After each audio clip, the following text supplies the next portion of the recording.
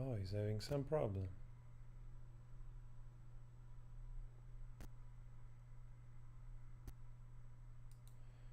Oh man, don't tell me that I talked for 5 minutes and now this thing is going live. Guys, you didn't hear nothing of what I just said? What on earth is happening here? Oh man, I need a connection. I need a decent connection so bad. Actually, they're supposed to give me like a faster connection this month. I was like pressing live and I was talking, I was making the introduction and everything. And I'm like, oh yes, let's do this and that. It's been 2 weeks. And I was not even live. I was not even on. My God. Why is that? So, alright, let's do this again anyway. Hello everyone. I'll see you. I'll see you in the chat. I'll see you. So, before taking too long, first of all, nice to see you. It's been a few weeks. It's nice to have you back. We're already 200 of us in the chat. That's great. I really enjoying seeing the people coming by. And we have to do the ritualistic. Where you from the UK, from Phoenix, Arizona, from Austria. Here we go. I love that. I love to see that. So we have June C. June C, it's your birthday today. Happy birthday, June C. June C, happy birthday. Yes, Joe, this is live. This is me live. Salt Lake City. Is it in Nevada? From Mexico? From Norway? From Dallas, Texas? Wales, UK? Sunny South California? Santa Cruz, California? I've been in Santa Cruz many years ago. New York City? Santan Valley, Arizona? Oregon? New York, Missouri, Scotland, Louisiana, Denmark, Kansas City, Delaware, Finland, Dublin, Ireland. I've been in Dublin when I was 9. Canada, New Orleans, Netherlands here, awesome Cinder. South Carolina, Spain, Venice, Florida, Wales, Switzerland, Brazil, yes, Belgium, Kent, UK, sunny Kent, UK, Gloucestershire, UK, Texas City, Gotland, Sweden, Maryland, Frank della Scozia, Russia, Croatia. That's nice, man. We are really like from everywhere. Alright, guys, I think keep going, also saying, you know, like between amongst each other to share your location. I think that's super lovely. We get to be here. We get to be a little live. We gotta talk also. We have things to talk. We have things to talk. So, okay, let me keep this here so I see what's going on here in the chat. I get updated. So, as you know, guys, yesterday we did a video on this. Today also sort of put it in between other things that we talked about. But then I just realized that on this article, actually, in regard to AH and Australia and the incident of the dogs, so now it appears that actually a spokesperson has contacted Entertainment, the website here or the channel, and it's been confirmed. Like it says right here, look, in a statement to ET on Tuesday, a spokesperson at Australian Department of Agriculture, Water and Environment said the Department of Agriculture, Water, is investigating allegation of perjury by Miss H during court proceeding for the 2015 illegal import of her 2 dogs in Australia. The spokesperson confirms that the case is ongoing. So, this is all you need to know right here. H&D is still married in 2015 when they brought their 2 dogs, Pistol and Boo, into the country without declaring them, despite the country having a strict quarantine policy. The Yorkshire Terrier failed to go through customs and adhered to Australia required 10-day quarantine in July 2015. The actor was officially charged with 2 counts of illegally imported animals, but after pleading guilty to falsifying travel documents in court, the case was closed. But this has to do, of course, with the case in the UK, where because basically she lied, and after also now the US trial, so they're investigating perjury. And like I said in the other video, this can have some consequences, because Australia, they take very seriously this type of stuff. Wow, guys, we're almost 400. Montenegro, great. Germany, nice. Your mom, USA. Alright, I didn't know my mom was in the USA, but Super Panda, nice to see you anyway. So, it's pretty crazy. Stuff is catching up with this person. You know, I don't know exactly what she can go through, what can happen to her, but I think that it just shows that, you know,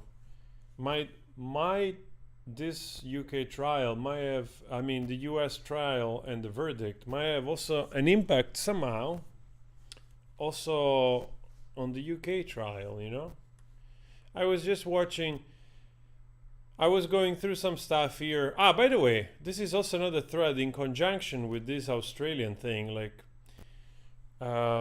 this is from a screenshot from somebody on Instagram, which was trying to get a reply from Adam Waldman, and as you can see here, she's asking like, hey, Adam Waldman content, Adam, where are you? And all of a sudden, actually, Adam Waldman responds to her and basically says he's in Australia, so the 13th of June. So this is kind of interesting in conjunction with this news. I wonder what he's doing there, you know, if he's talking to any official in Australia regarding this incident, or anyway, because he's the lawyer of JD, he was the lawyer of JD most likely in those times.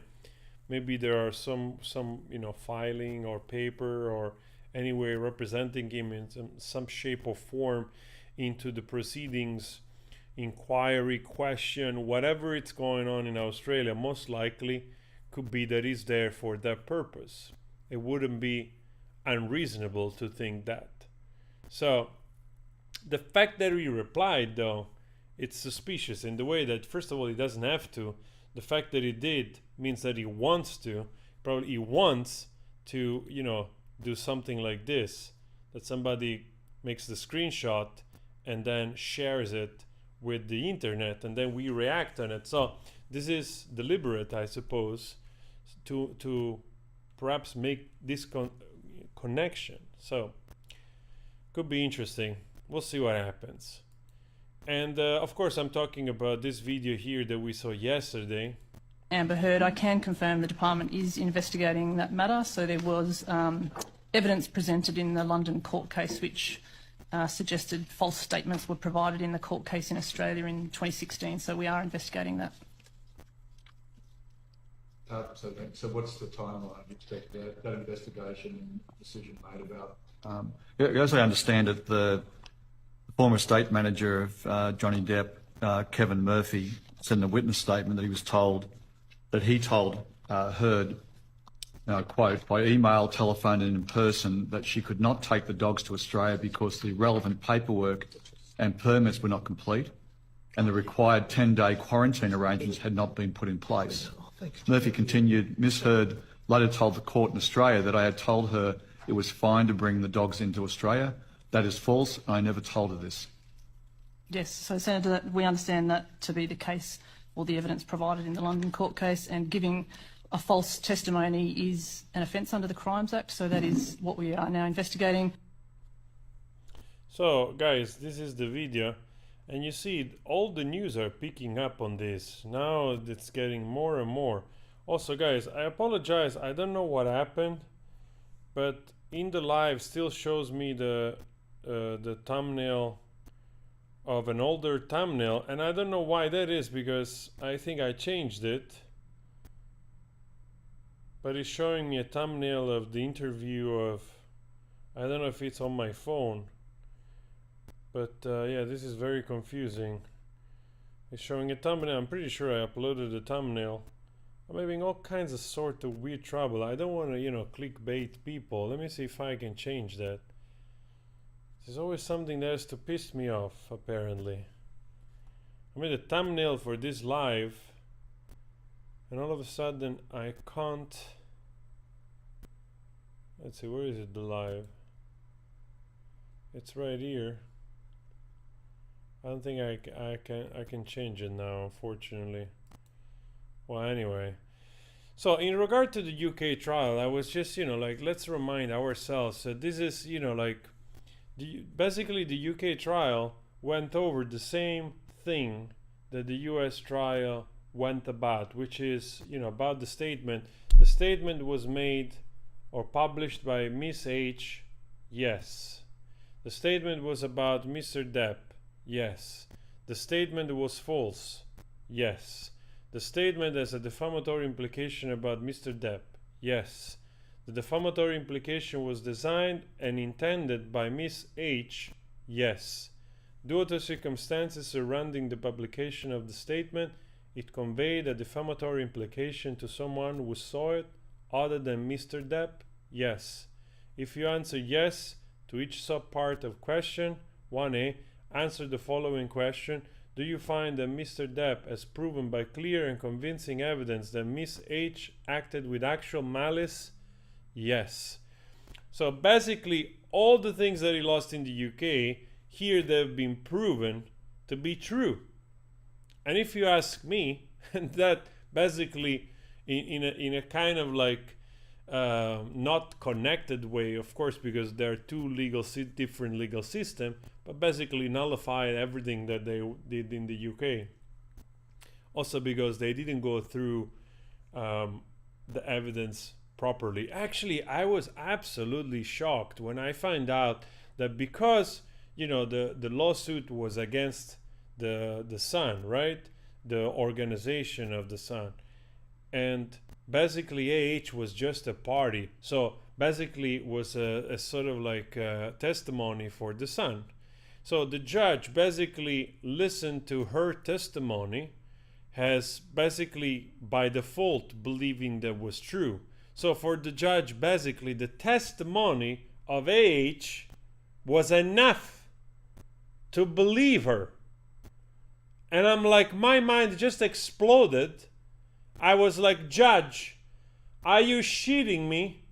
You're basically listening to the testimony of this woman that she's directly implicated, and you believe her without actually asking for more proof.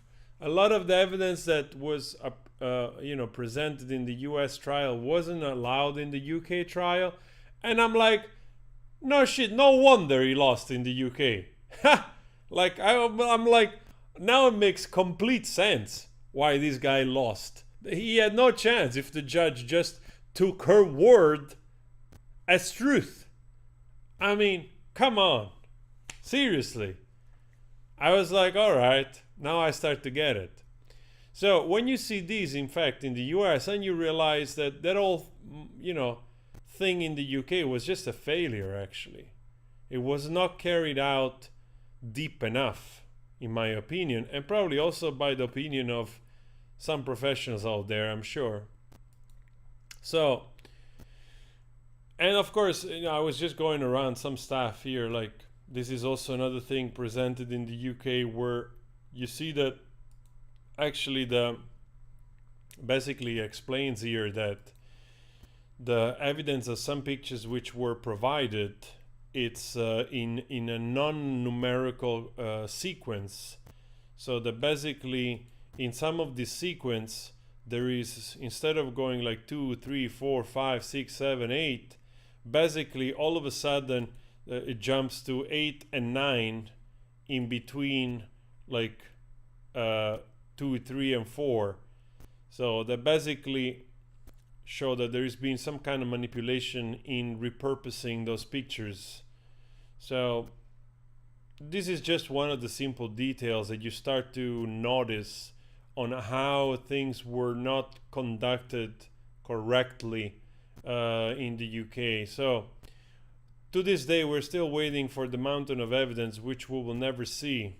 Somebody also shared this picture like on the thread here. This is the, I don't know who these people are. I know these people. I think this is the girlfriend. That's her. That's the chef boyfriend. There was leeching off John in the penthouse. And I also realized while looking at the ACLU. So as you can see on the ACLU, she's still, look at that, huh? She's an ambassador. Let's see what it says. Let me see, can we find her? Where is she? Where is she? Oh, here we go, look at that. There is an entire statement that, oh, look at that, amazing. Ambassador for women's rights with a focus on gender-based V. She's an actor, activist, and philanthropist. Philanthropist? Are you shitting me? Philanthropist? With what? With other people money? Wow. I can be a philanthropist too. Oh man, this is so bad. Of course, allegedly. We're not judging anybody here. Otherwise, the woke get pissed. Philanthropist. I mean, this is more comedic than comedy itself. Unreal. Oh my god. She was in Zombieland? Really? I have no idea. I think I watched Zombieland and I don't remember seeing her in Zombieland. I think they're messing it up. Wasn't she in Zombieland? No freaking clue. Was she a zombie?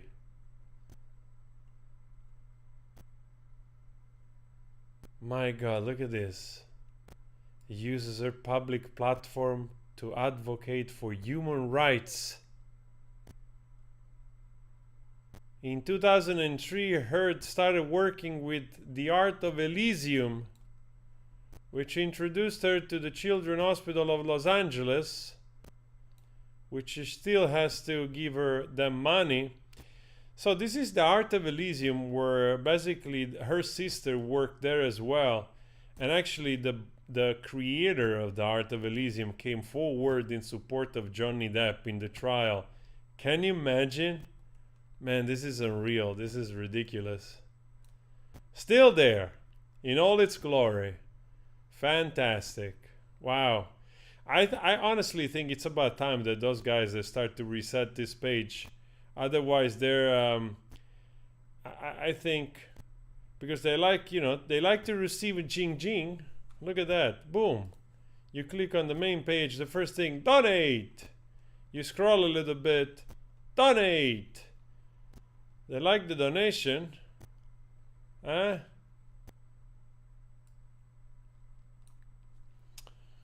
Wow. Well, of course, I don't know. I'm sure they do other important things. I don't know. I mean, this whole thing that happened now also in the States with the abortion thing going on, it's also a little bit crazy.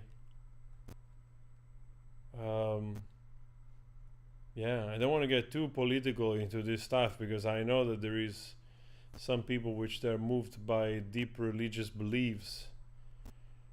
But yeah, I don't know. We in Europe, we look at this and we are a little bit puzzled because, yeah, abortion is legal in Italy, that it's literally probably the most Catholic country in the world. We have the Pope, and still is abortion is allowed to a certain amount of weeks. And and also in the Netherlands, of course. I guess I honestly think actually probably everywhere in Europe it's allowed abortion. So it's kind of strange to see the US taking a step back. Very strange. Very, very strange. I must say, you know, like whether you are a religious person or not, or you're deeply imbued in your beliefs, I still personally think that the state should be separate from the church. It just cannot. You cannot just rule a country with those institutions, spiritual institution, infiltrating to that level. You know, otherwise it becomes a theocracy again. You know, and we moved away from theocratic society. We have had the theocratic society for centuries, and we know what it brought, you know, where the church and the state basically, where the country was ruled by religion, by the Pope, by Christianity in Europe. We had the Spanish Inquisition. We had all kinds of, you know, crazy, the Middle Ages, the Dark Ages. So I'm a strong proponent of the government being separate by any type of religion. You can do whatever you want into your own house.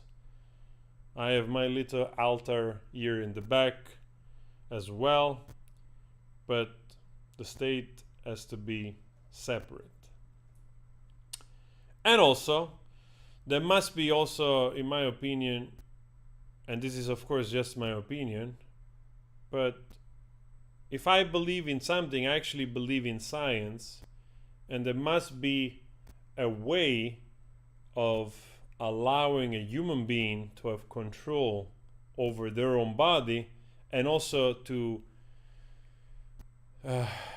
clarify to people that misunderstand when a fetus, you know, when something that it's forming, it's complete, or it's still a fetus, when something actually still not yet, and by being not yet, I mean literally it's nothing yet, you know.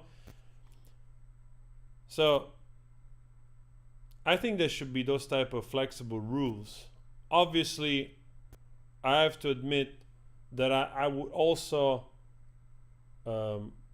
block abortion if it's too far away, for instance, you know. If it's really like, I don't know, the 7th month or the 8th month, you know, then it starts to be complete. And then I think to that degree shouldn't be allowed, as long as there are not complications, you know, because there can be complication also at the 7th and 8th month, you know, there can be complications. So you have to trust in science, not your beliefs. At least that's how I see it. So in the US, it's strange that such a free country, and a country that it's been based on freedom, all of a sudden they're allowing a religion to infiltrate the government to a degree where you almost don't even see it anymore in some Islamic countries, which they're more conservative by nature. You know what I mean? So that's kind of strange. It's really, really strange. I'm happy to hear also there are states in the US where it's still possible, but still it's kind of weird that like 20 states they're reverting back to no abortion. So yeah, so that's a little bit my position. You know, I think abortion should be allowed probably in a time frame where whatever it's being created inside, it's not yet. And a woman should and must have the right to her own body, because you can be pro-life, but you have also to remember that the life that it's being formed inside that body is of somebody else, and she must have control of it. You know, we cannot just all of a sudden take that control out of a human being. That's a contradiction, in my opinion. So there should be, like, with science, with doctors, with you know, like, people that understand the mechanism of growth and life, and when it's life matured, to make a distinction. You know, what is it, like 6 weeks? Okay, then it's 6 weeks. What is it? It's like 8 weeks. Okay, then it's 8 weeks. It's 12 weeks. Okay, then the limit is 12 weeks. That's it.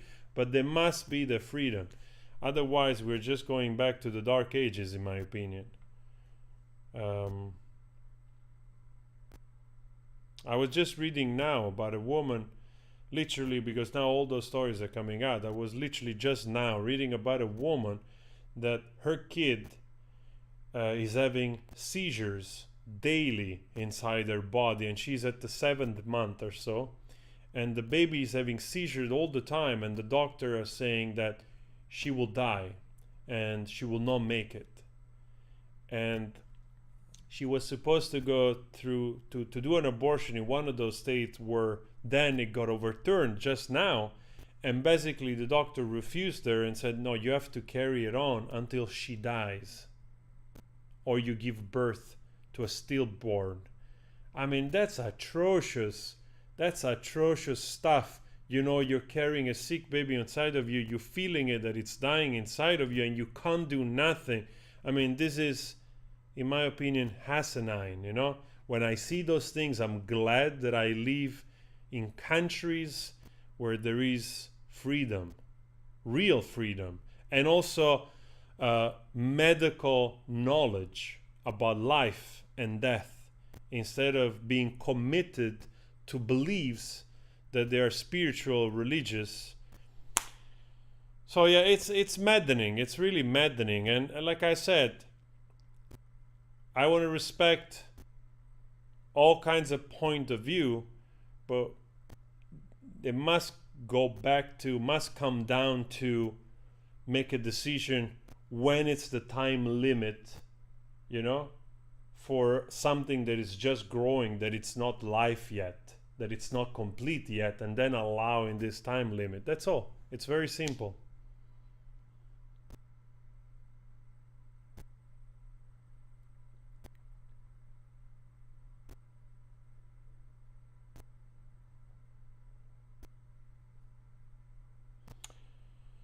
Yes, but it gives. I understand. I don't understand the Constitution of the U.S. I understand. Yes, they give power to each state, but then you wonder how come each state is so.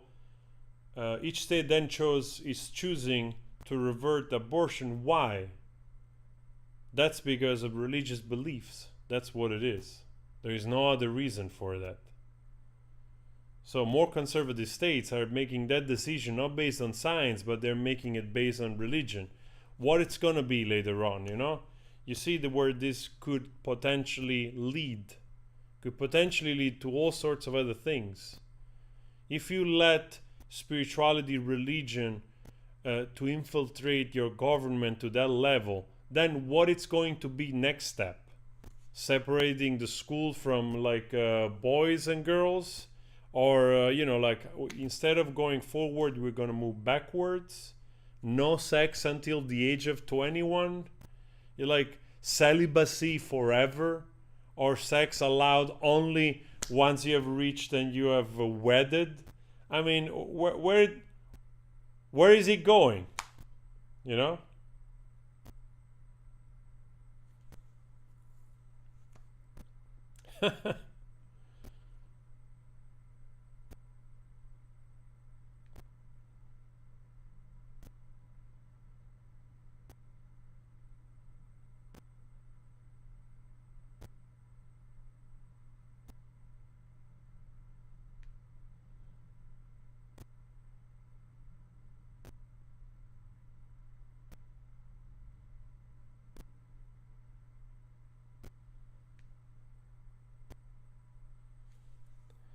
Yes, I know. People get very protective of some beliefs, you know, like they make up their mind and that's it. Like I said, I'm just happy I live in a place where there is this type of freedom and it's not questioned, you know. But then again, you know, luckily not everywhere is the same. So yeah, that's my idea, that's my position on that.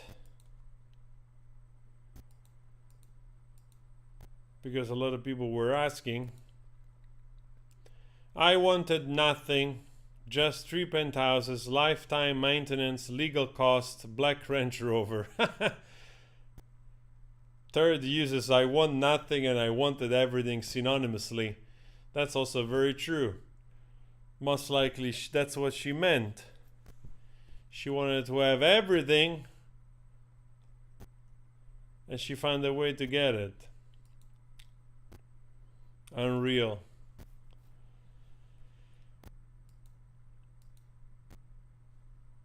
Actually, now I'm really curious. Actually, I'm still talking of this. Actually, if I'm not mistaken, even in Tunisia, abortion is allowed. I have to check it. I have to see if that's still the case. I have to read into it a little bit better. So yeah, like really weird stuff happening in the world, really. And of course, we also made the video today about R. Kelly and actually, I don't know if there's. Let's see if we can find the latest. What's going on here? It's a strange week, man. It's a strange week. Like, I also wasn't aware of this guy that basically was running an entire, like, sort of like scammy organization of keeping girls away from their parents, basically like kidnapping them. Like, I'm like, seriously?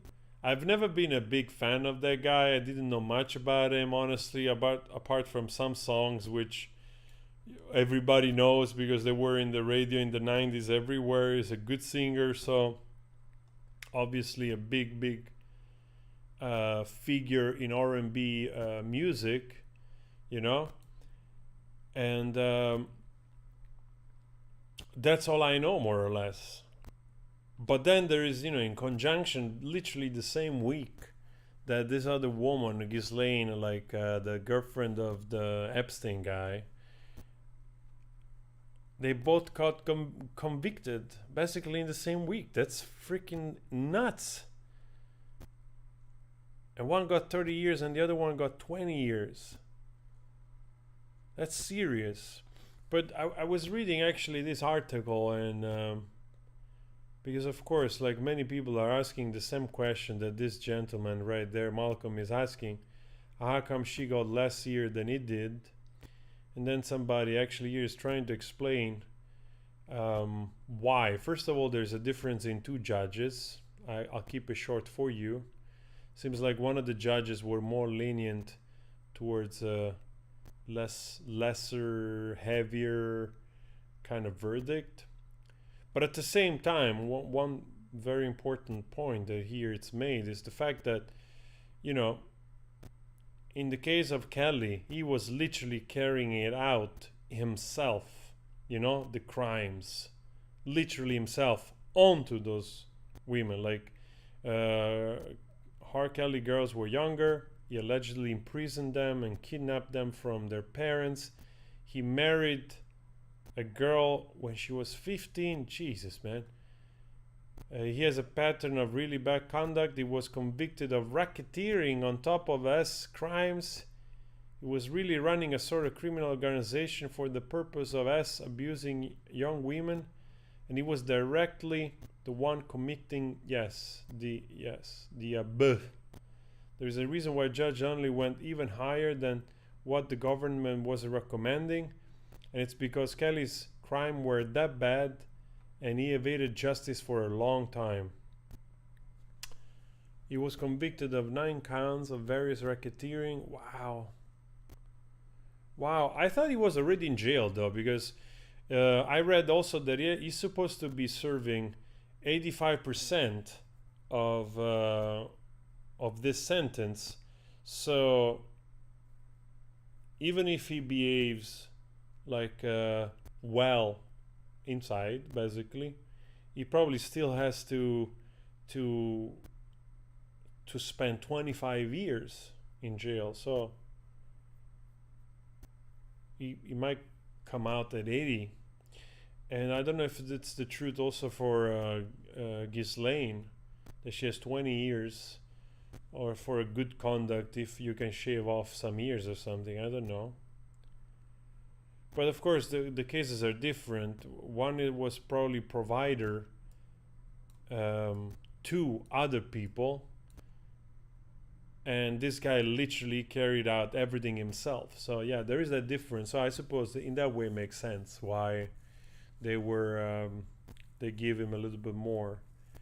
Man, I cannot wrap my head around this type of stuff, and I tell you why. Because I look at this guy and I think this guy was huge in the 90s, right? It's like one of the biggest R&B star, great voice, a lot of talent. And then you think, like, what a heck goes on into the freaking mind of these people? Like, there must be some kind of sickness going on, something weird.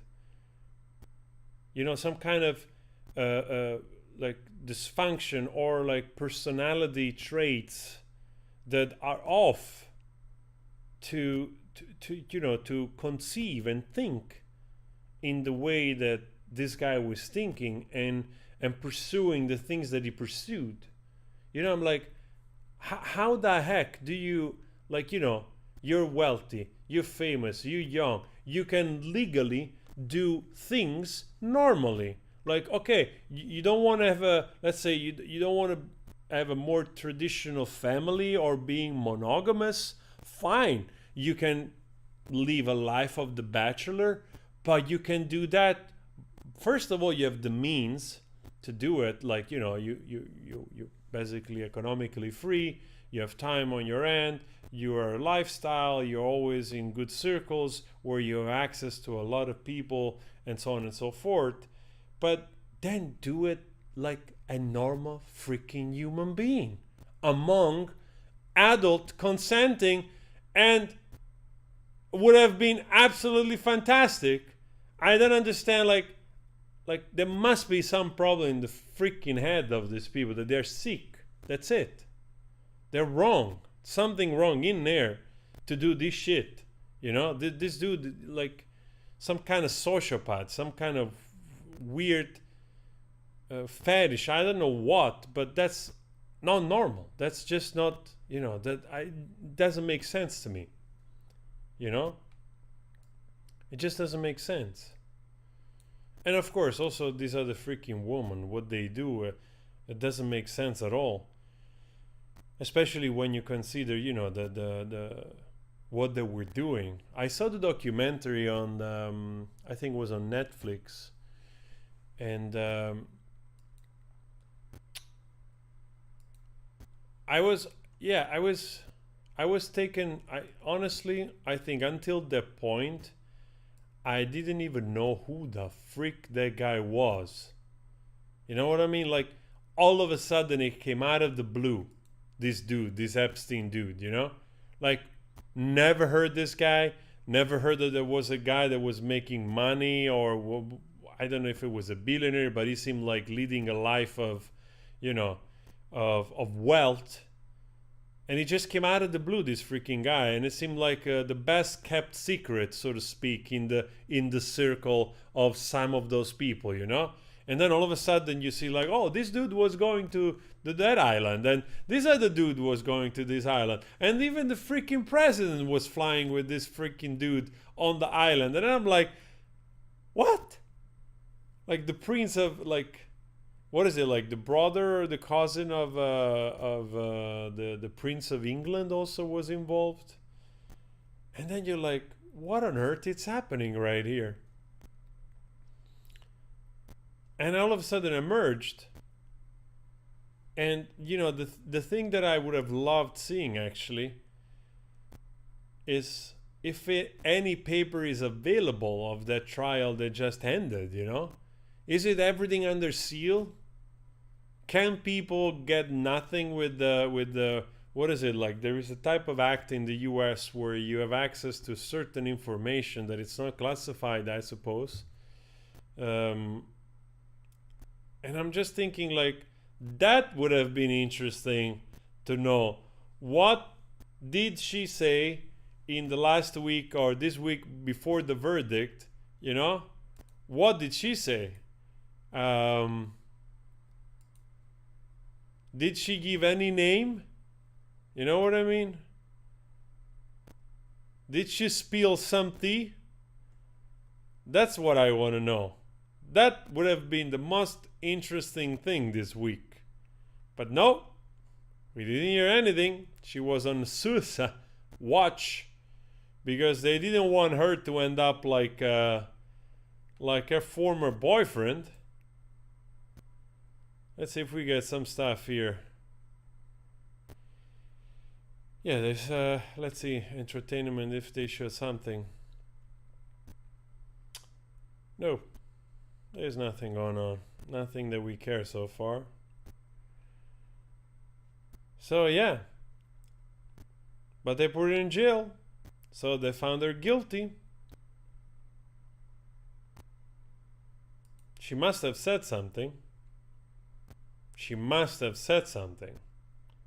I mean, I'm pretty sure she must have said something. Can you imagine the names, man? Like, I'm not saying, you know, like, I'm not one of those people that believes that everything is connected, you know, like the whole Illuminati thing and the each and every family is connected with each other and so on and so forth. I just don't believe that. There is probably some level of connection in between some probably cultist, you know. That's not unreasonable to think. But definitely not that everybody's connected and everybody's following a sort of like strict rules, abiding to the secret society, you know, and so on and so forth. Because some stuff will just come out, you know. People cannot even manage a city all, let alone the entire world all connected together. But definitely, of course, there are interests of parties which they are connected, and there is nepotism. That's a fact. It's nothing new. Nepotism exists at the lowest level and the highest level, you know, in the way that, you know, you get to a position of privilege, whatever that is. Either it's like working for the city hall or being in the Senate or whatever, you know, you get a good job and you might use that position of privilege to grant maybe a nephew of yours a job, you know, or somebody you know that it's friend of a friend, and you grant them a job or you give them access to another job opportunity and so on and so forth. So that's nepotism. And it exists. It's a little bit in human nature, but obviously when it starts to take place at the highest level, then you start to have a little bit of lobbies of people that know each other and they get too comfy with each other. And obviously it's not unimaginable to think that the people which the so-called people we're talking about at those level, once they've obtained a degree of privilege in society, they try to nurture it and keep it. Nobody wants to lose it, right? And my statement finds it's confirmed, so to speak, when you start to look at, for instance, government from around the world, their senates, for instance, and you start to see that in those freaking places there are a ton of people which they are sitting on those chairs for a very long time. For a very long time. Those people are occupying those seats for 20 years, 15 years. Some people are there forever, either in one shape or another. They're always inside, you know, the government one way or another, both in Italy or in France or in the Netherlands or in the US, you know, and then you start to go like, hey, of course I don't want to lose the chair. You know, it's not about just the salary.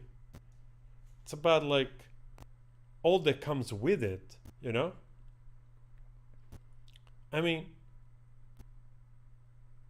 the president of the United States has like a salary of what, $400,000 a year, right? I don't think it's increased, or maybe it has increased. Obviously, that money, it's not touched, you know? But at the same time, there is like all the things around it, you know? Literally, they don't spend a dime of those money, and they fly in freaking 747 paid by you. Oh man, unbelievable. Unbelievable.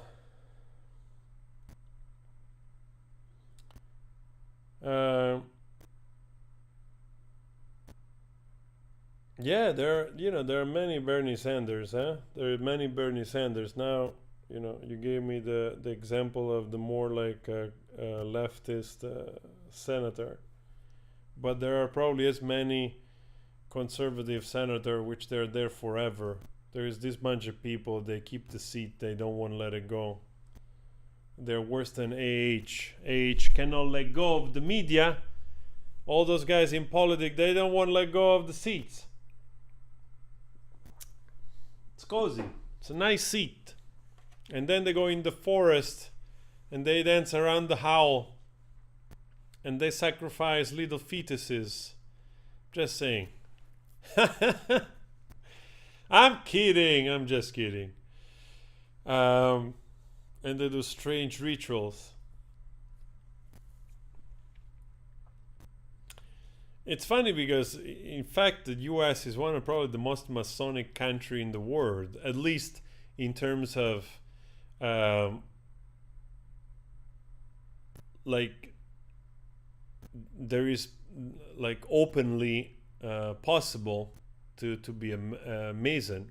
You know, there are organizations, there are lower level Masons, you can apply to it, and so on and so forth. Washington DC actually is full of Masonic symbolism into their neoclassical architecture, you know, copied by Greek Roman architecture. I think Capitol Hill is almost basically a replica of St. Peter's Church, a little bit, to a degree. So there's a lot of that symbolism. I remember I was actually reading a book about all the symbolism which there are in the obelisks in Washington DC, and you know, the connection in between other cities and so on and so forth. Of course, a little speculative stuff, a little speculative material, to say the least, but interesting nonetheless. So, yeah, that's where we had. We might have like AH being she's not persecuted. Honestly, I think that at the worst, probably she's gonna get a fine, maybe a heavy fine. But I don't think they're gonna send her to jail. You know, she's an American citizen. I don't think they can just do that. Also because it then becomes, you know, becomes a bigger problem, you know, becomes a bigger problem, and it takes time to solve those things.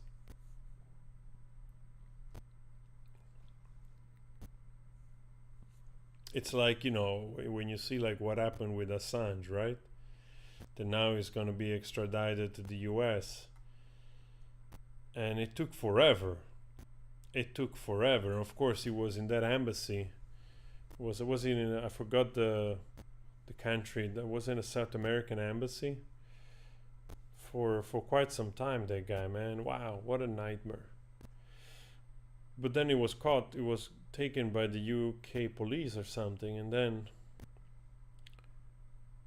yeah, that's also something interesting to see what it's going to happen to that guy, you know?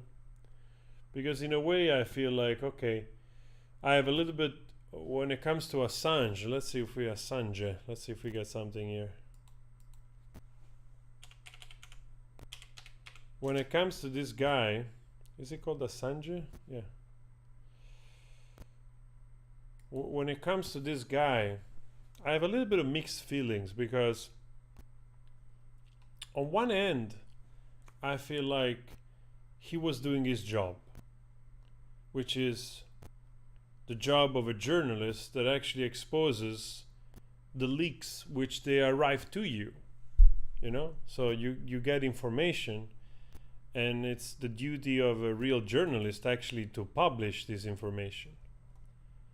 The fact that they were confidential and coming mostly from the US, I suppose now I have to look into it with more details.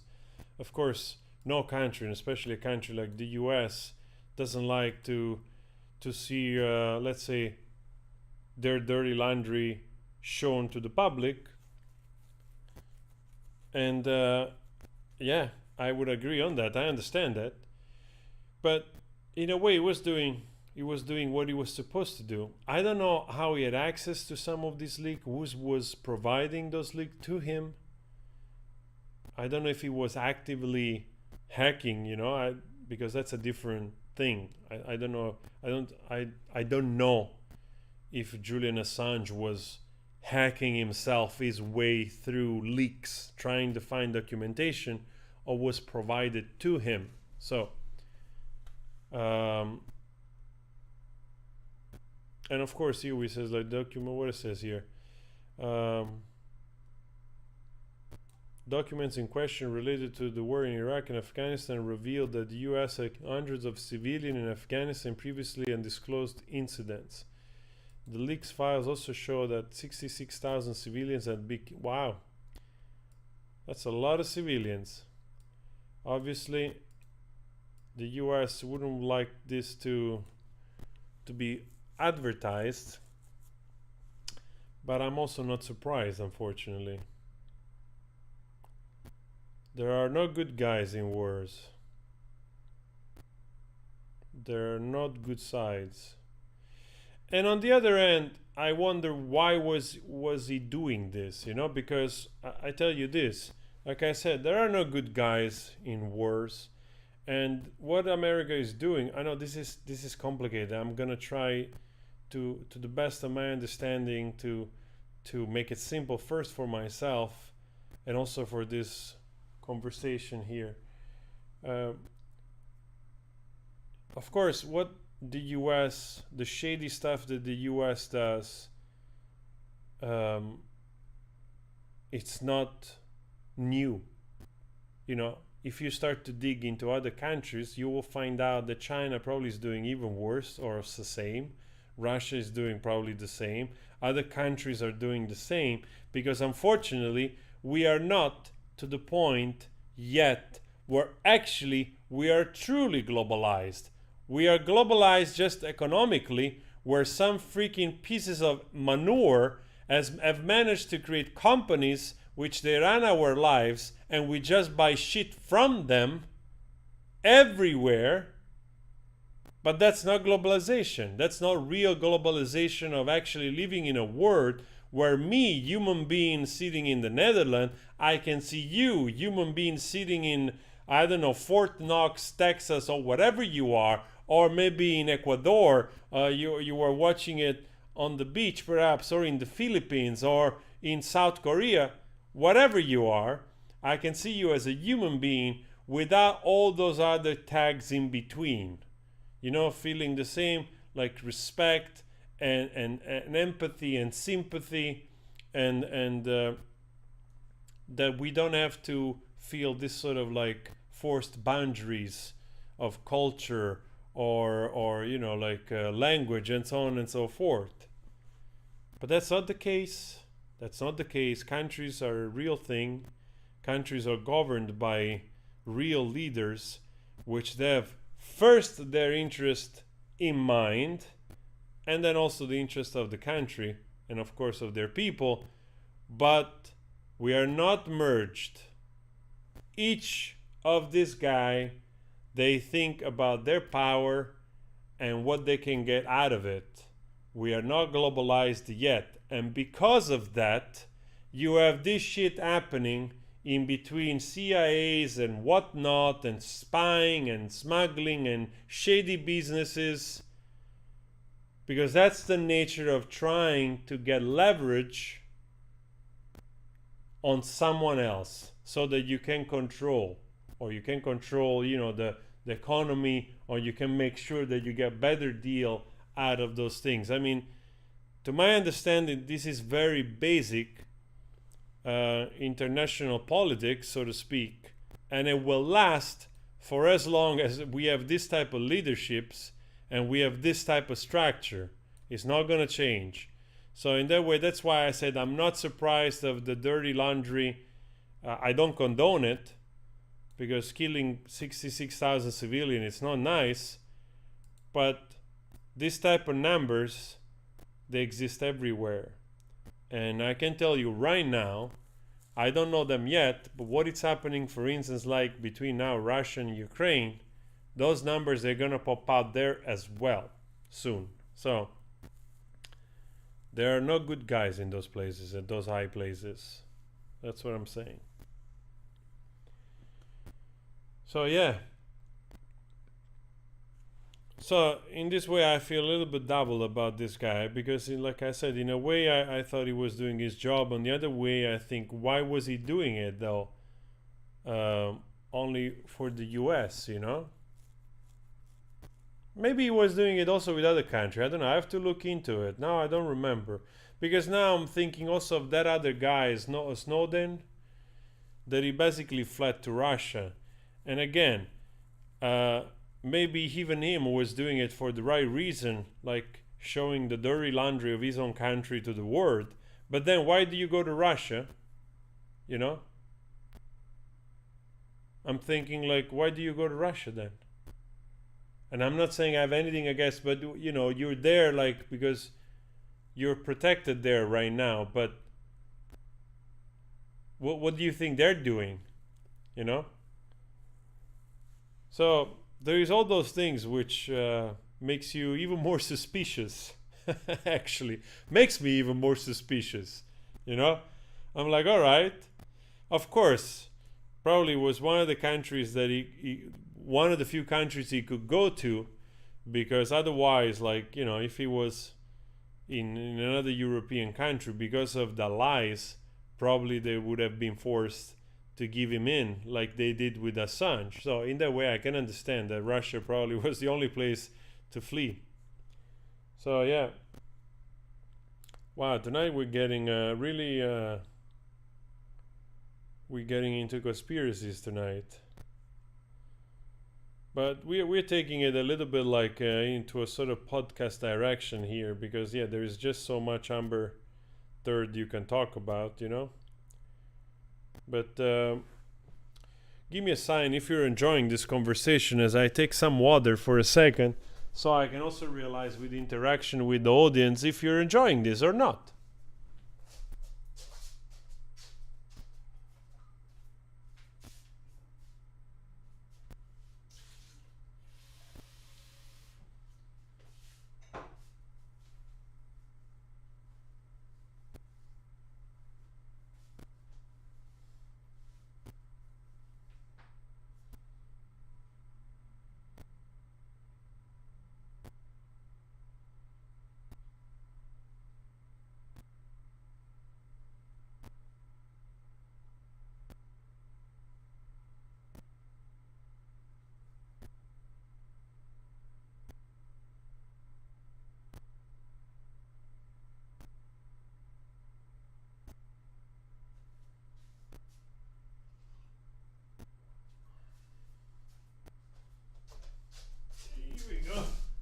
We are back. Oh, so yeah, it's nice to talk about other stuff. Of course, when you free flow like this, we also get a little bit lost sometimes. But I also enjoy it. I enjoyed myself talking about other things. There's just so much of this woman we can talk about, and it's interesting. I can tell you why it's important also to talk of this woman still, because now they're going quiet. Now they're going quiet for a period, and I wonder if that's because they have to do the appeal or not. There have been any statements? Nothing. So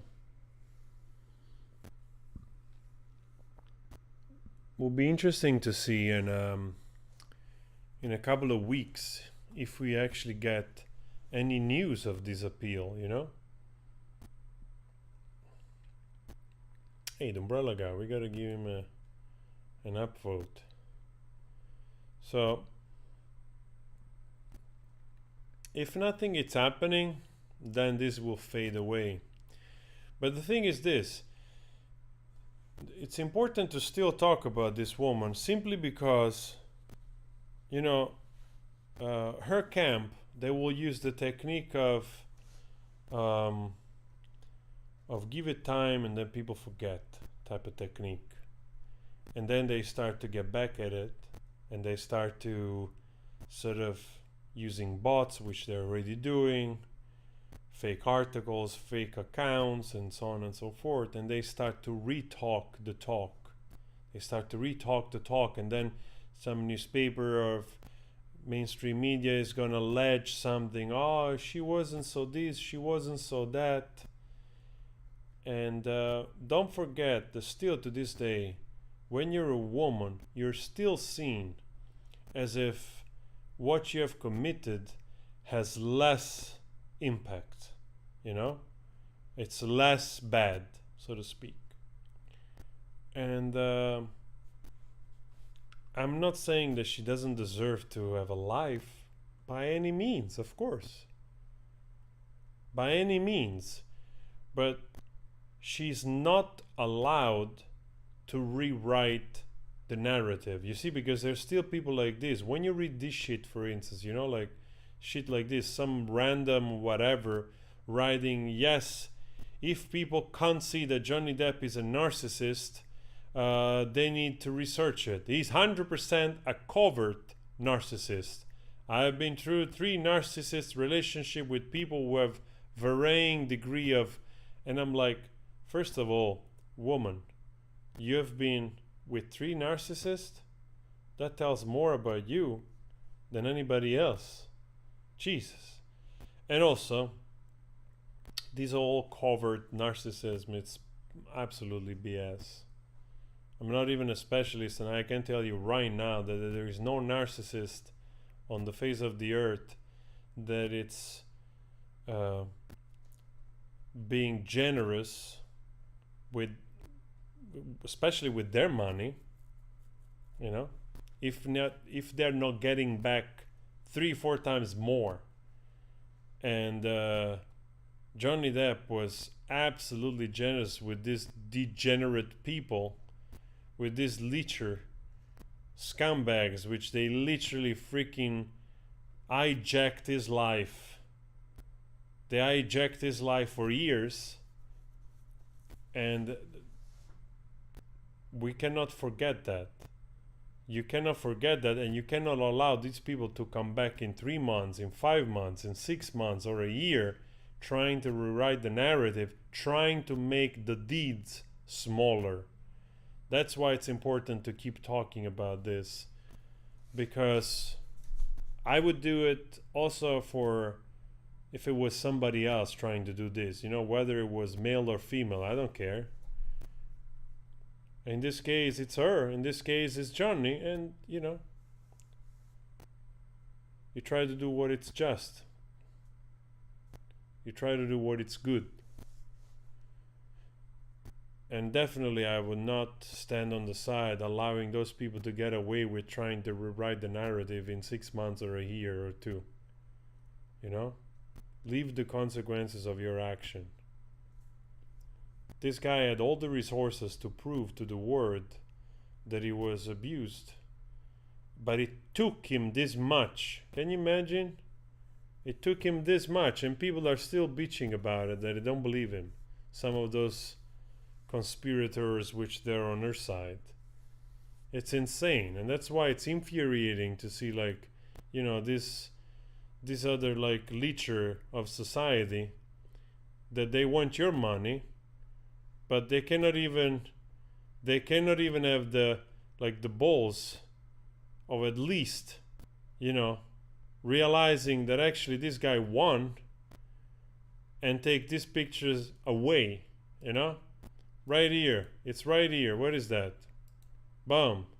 This guy won on all those statements, proving all the lies and manipulation and defamation that he went through. And these freaking guys, they still have the picture of this woman right there. Wow. Can you imagine? The thing is this. If it was Tony Morello, right, which I love, he's a great guitar player.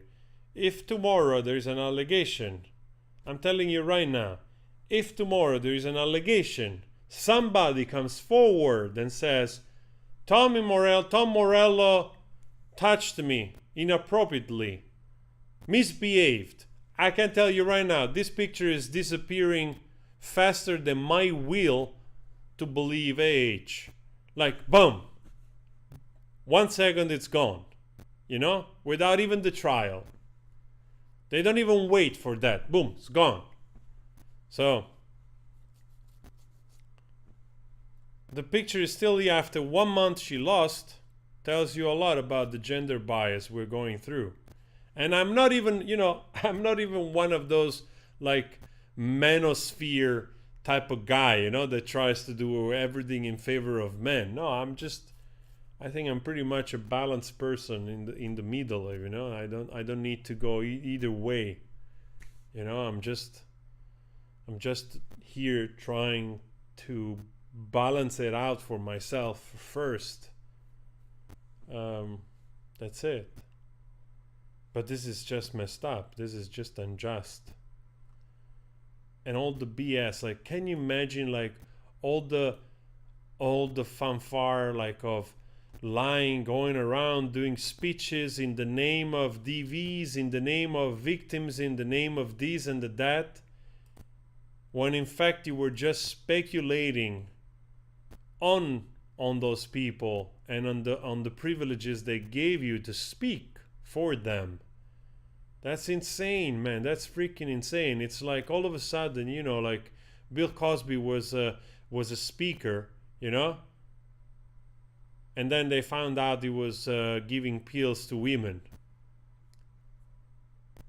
Wow. So this I mentioned also in the video, but in the video actually I didn't realize that actually she did. This is basically a video of an artist which was supposed to work with AH. She was called, and she was supposed to give this costume, those type of hats,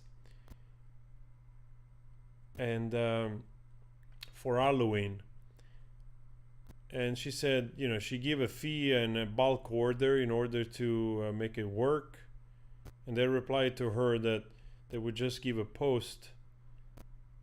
And, you know, of course, she got pissed off because just making a post of your hats doesn't pay the bills. And then they, you know, they didn't accept her because they said, like, hey, we are spending already too much money on the party, so they let her go. But apparently they still took the stuff, or they copied the design of her work. That's why here says, like, art thieves. So yeah, you can tell already, like, the entitlement of certain people, right? Already from the start, they think like they're so big that the work of other people don't count. Unreal, man. Unreal. So it's gonna be interesting to see what happens in the next couple of weeks, if we get this appeal or we don't. And if we do, then we'll see how long it takes to either be accepted or being denied. You know, that would be also interesting. By now, like, you know, I'm also cool with that. We'll see where it leads. I honestly find it dubious that we will see anything like radically changing in her favor, honestly. So let's see what Hamburg allowed, what it says or what it gives us.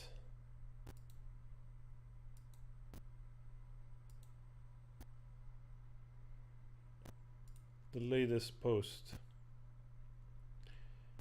So this is always the post of actually I think I saw here somewhere that the creator of the Brian Fella guy that I incredibly average, because I follow them here on Twitter. I think they're the only few people I follow. And I saw something regarding like that he didn't monetize the channel in the past. I honestly don't know why. I don't know why he didn't do it when I literally did like I did the partnership as soon as I hit like the 4,000 hour and the 1,000 subscriber. Immediately I did the request to monetize.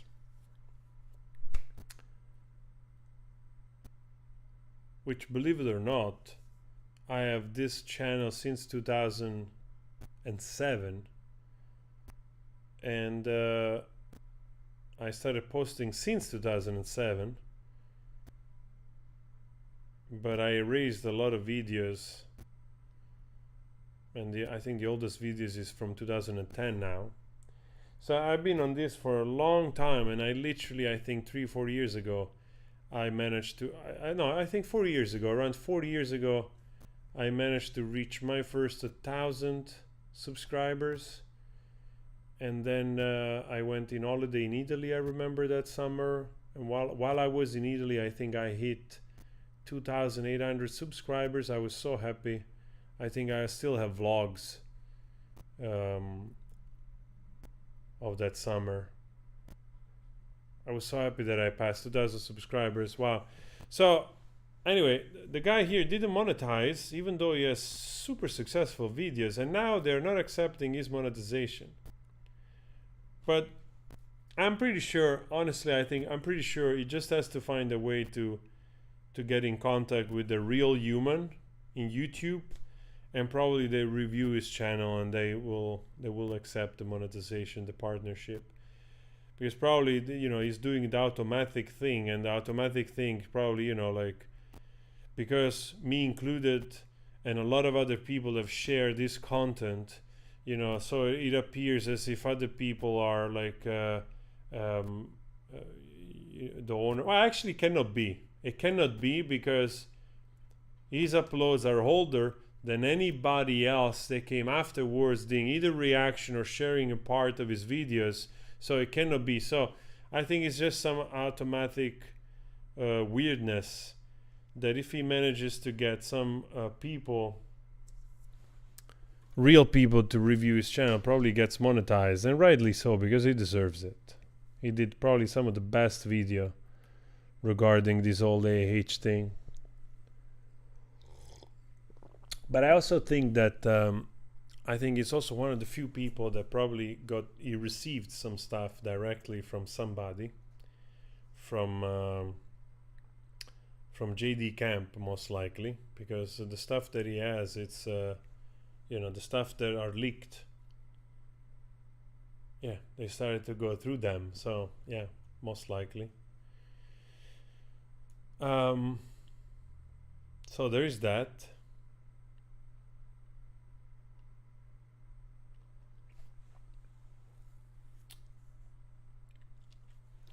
Yeah, the UK trial, man.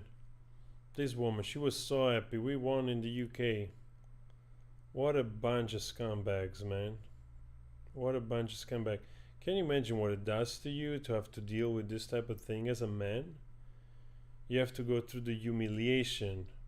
You know, like she was crying on the stand like, oh, I'm humiliated, I'm a human. You know, like doing the PD party. And in fact, it was just gross. It was just gross when you think that in fact, the manipulation, the lies, the vindictiveness, you know, towards this guy, that he had to like literally let it sink in. He had to sear in these feelings for years and years, being unable to clean his name when you know that you didn't do those things. Can you imagine what it causes to yourself, you know? That's why it's important to talk about this woman still.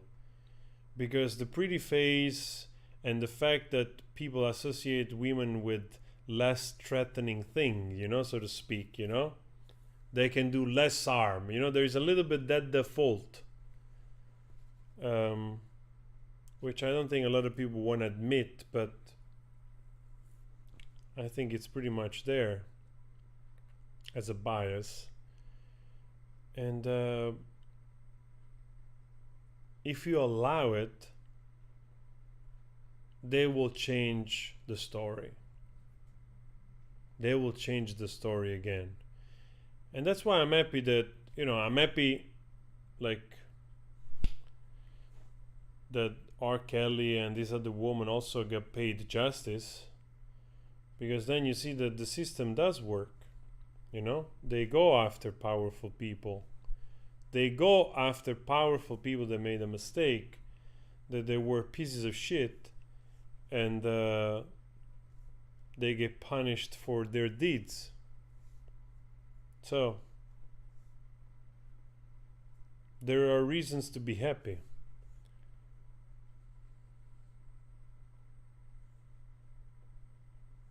So let's see where we had. Hey, we're still here. We're still here. We're still like 500 of us. That's amazing. Also, guys, actually I wanted to ask you one thing. I need to see like two things. First of all, I want to ask you, I'm not on camera. Wait a second, I will be on camera right now. Don't worry. I'm coming back.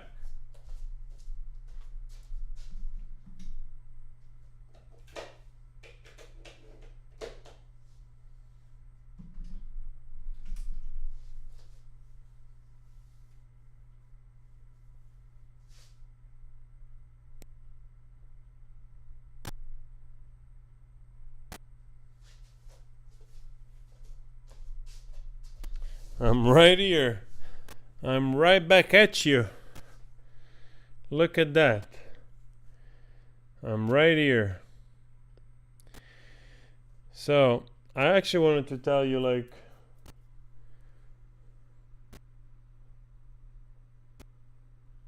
so I was saying we're gonna talk about this for you know, for whatever time it's possible to talk about this. But I also want to talk about other stuff, and of course, you always need the support of the audience for that, you know. I also, most likely, I'm not 100% sure yet, but most likely in the end of July, I think I'm gonna go in Italy for a bit. So I was just wondering, like, and that's why I need a lot of thumbs up here. I want to see. Maybe I'll do also a poll. I'll do a poll. We'll see. I'll take some equipment with me, but I will be in Italy for a while. And it's just a little bit of holiday. But I wanted to do a little bit some vlogs there, you know, like, and to change the format a little bit. Not every day. I will still, like I said, I'll take my camera and laptop with me so that I can do this sort of videos. But yeah, it'd be nice to see, like, you know, I don't know if people give a fuck about, you know, like vlogs or some kind of, like, you know, like more like lifestyle, you know, how it is to be there and what you do and where you go to the beach, what you eat or whatever, you know, a little bit to change for the summer, a little bit to combine, you know. I wanted to combine a little bit of vlogging with still this type of format since I'm there. So I wanted to see, like, how much people could be interested in that, because I can also still just do this, like I enjoy doing this. It's also, I think to extent it's actually easier to prepare, because vlogging of course takes so much more time, because you basically shoot the whole day and then you have to do the editing to make sense. So it's even much more work. So, but since I'm there, I also enjoy photography and videography. So like I was trying to see if it worked.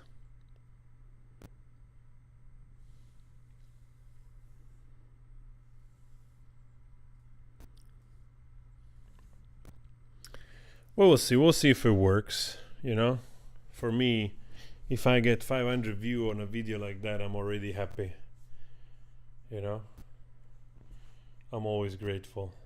I remember when I still, honest to God, you probably don't know this, but I was vlogging in 2014, 15 already. I was vlogging in 2016. There are literally a lot of vlogs. Of course, my cameras at the time were not as good as now. They're actually pretty decent. But I still have so many vlogs of Amsterdam, which you can find on my channel. If you have patience to go through all the music reactions and videos between like 2015 and 2016, 17, 18, there is a lot of vlogs. And I still have so many of those vlogs with 20 views, 7 views, 9 views. Oh man. And I kept going, and I'm still going. I'm still going. I've done, as you know, a lot of you, I'm a singer myself, so I got caught up in doing music reaction, and I literally have done, I think, 2,500 videos in the last 3 years of music reactions. I have dedicated so much time to be here, being available, share the things that I like, talk about music, because I enjoy music, I like music. And yeah, it's like literally an ongoing effort in growing since 2007. So thank you so much, Orange Sunshine. Thank you so much for the super chat.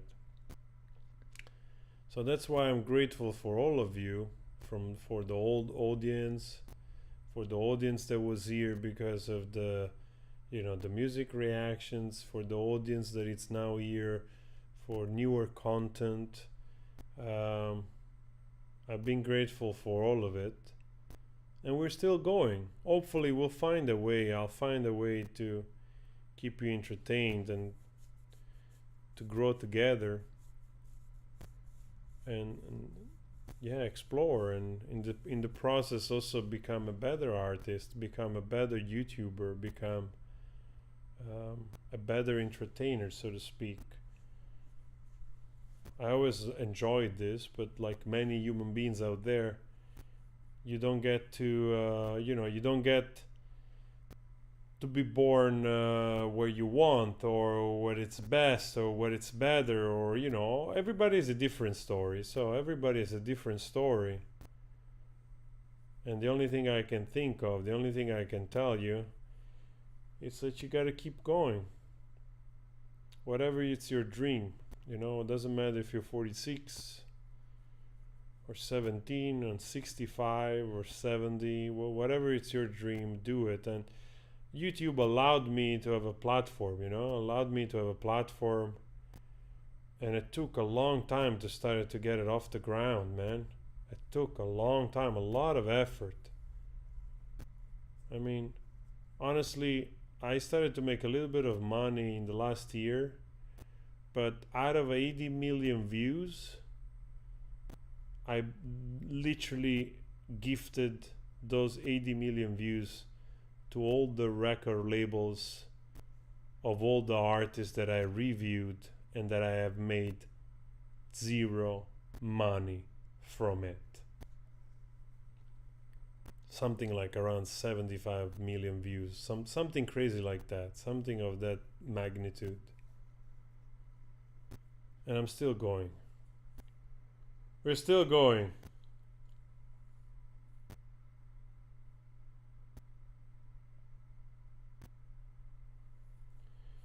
Well, about the holiday, last time I've been in holiday. Thank you so much, Giovanna Di Stefano, for the quadrifoglio. You're so kind.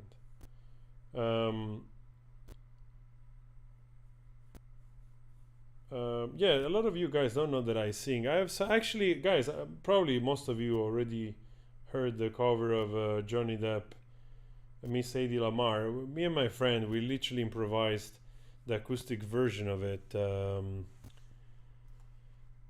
We improvised the acoustic version of that. Let's see. Your channel right there. Yeah, where is it? Videos. It doesn't show videos.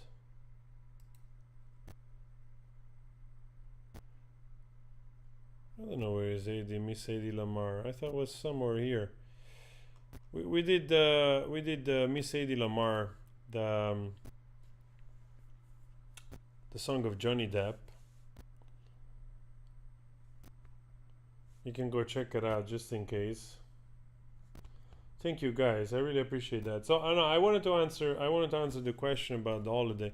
Well, obviously I still have family in Italy, and my family now is there, and everybody's there. Like, you know, my sister, which lives in New York, she's there now. So also she hasn't been in Italy since 2019 because of Corona and everything.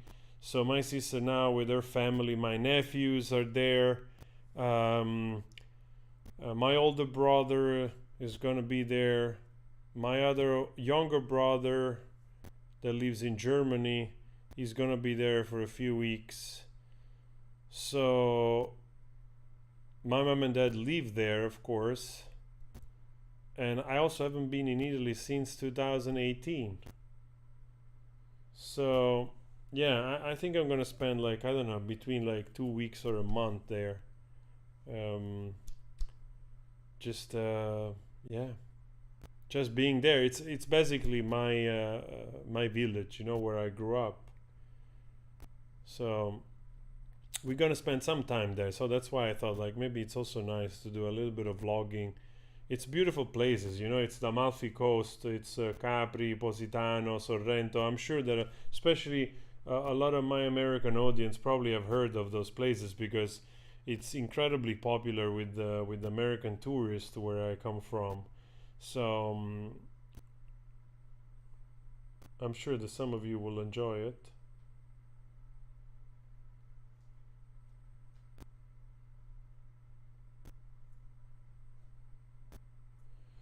Yeah, Koloe, I understand. It's getting I know, for the audience, that sometimes I also get a little bit tired. But the thing is this, you know, it's ironic, but still, even in between my audience and also what people search, like if I do a video on Johnny Depp, gets less view than if I do a video on what is happening with AH. You know what I mean? It's so it's also like people want to see more about this freaking woman, you know. And of course, if there are news, there is stuff happening with her, like we report them, and you know, we share it, of course. But still, like, you know, I'm also doing, like, probably some of you noticed, I'm doing little videos of appreciation, little shorts on Johnny Depp, whether it being something of his life or something information, because I enjoy those shorter format videos in you know, that people can watch on the phone like that in vertical. So some of you probably have noticed I'm putting a little bit of effort there as well, and I will try to do more because it's also fun. I like to do it. It gives me a little bit of, space to be creative on something smaller without that takes like the whole freaking day to try to get it done.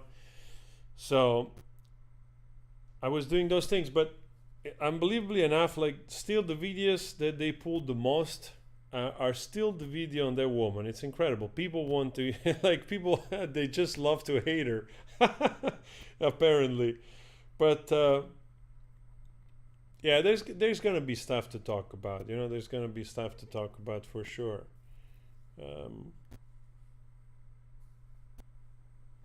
We'll talk about other stuff as well.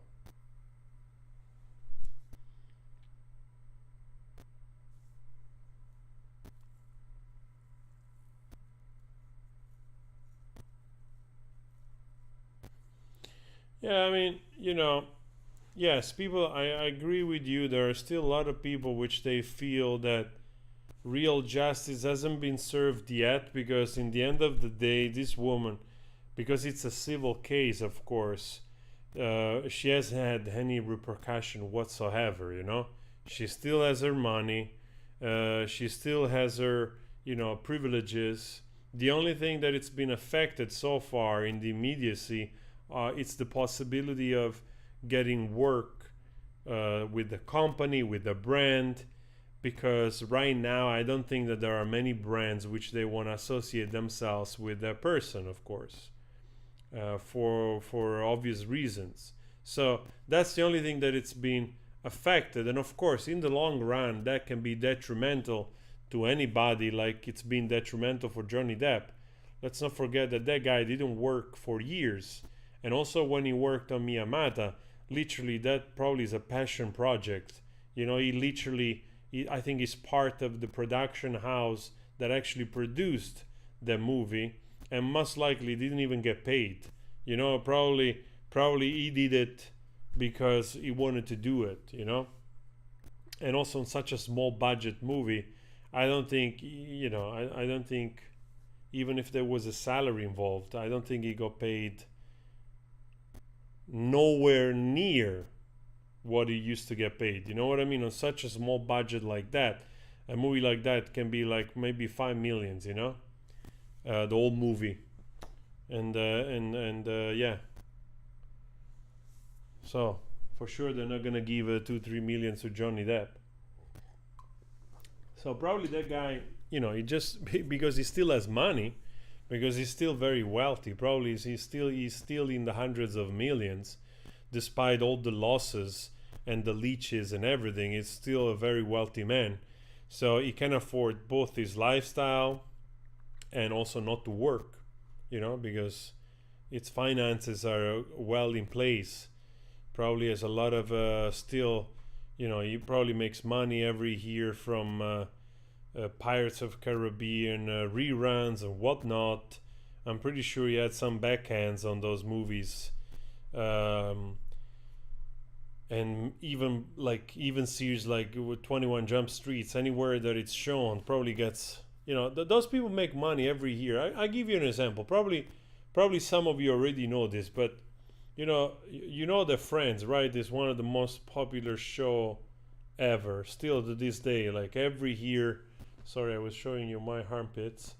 Every year still amasses tons of views. Every time it is translated in a new language, and literally last year or the year before made $1 billion still. And the actors, they're making, like, not working just from the royalty, they're making anywhere in between like 10 to 20 million a year of royalties alone from Friends. So let that sink in for a moment. The freaking show, it's over since 2003. Those people are still getting paid in the tens of millions every single year. Can you imagine? That's King Louis the 15, not the 16. Yes, he's starting to shoot this movie, but also this movie, it's also Louis this new movie that he's on. It's probably a French production, movies in Europe, they're not that expensive. You know, they don't have that much money. You know, I would be impressed if a movie like that had a budget of 10 million. You know, I would be impressed. So like, even a movie like that, he's doing it because, he's doing some work, of course, maybe even gets paid a little bit, but for sure they're not going to give him like 5 million out of a budget of 10-15 million for the movie. So those are small gigs for him. But a movie like that you could still get 500,000-600,000, maybe a million, I don't know, depends. It all depends how much budget they have the movie, but I don't think it's a big budget movie.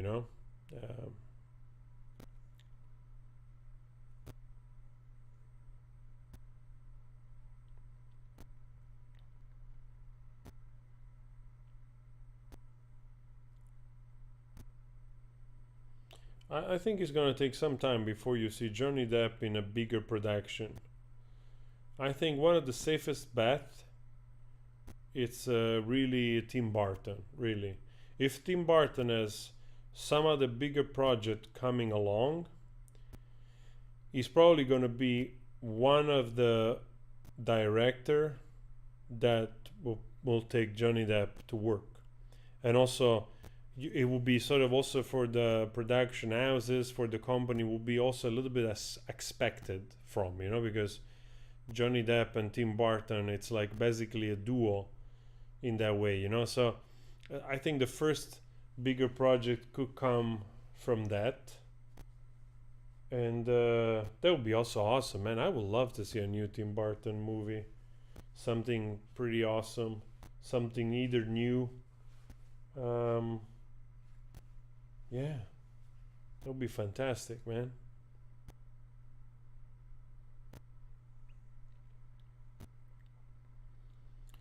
And for Disney, I don't know. I honestly don't know. But there is so much speculation going on and on and on about Disney, but it's all a matter, like, again, I've said this before, it all matters. What matters is whether or not Johnny wants to do it for the audience and for himself to basically finish off the character. That's it.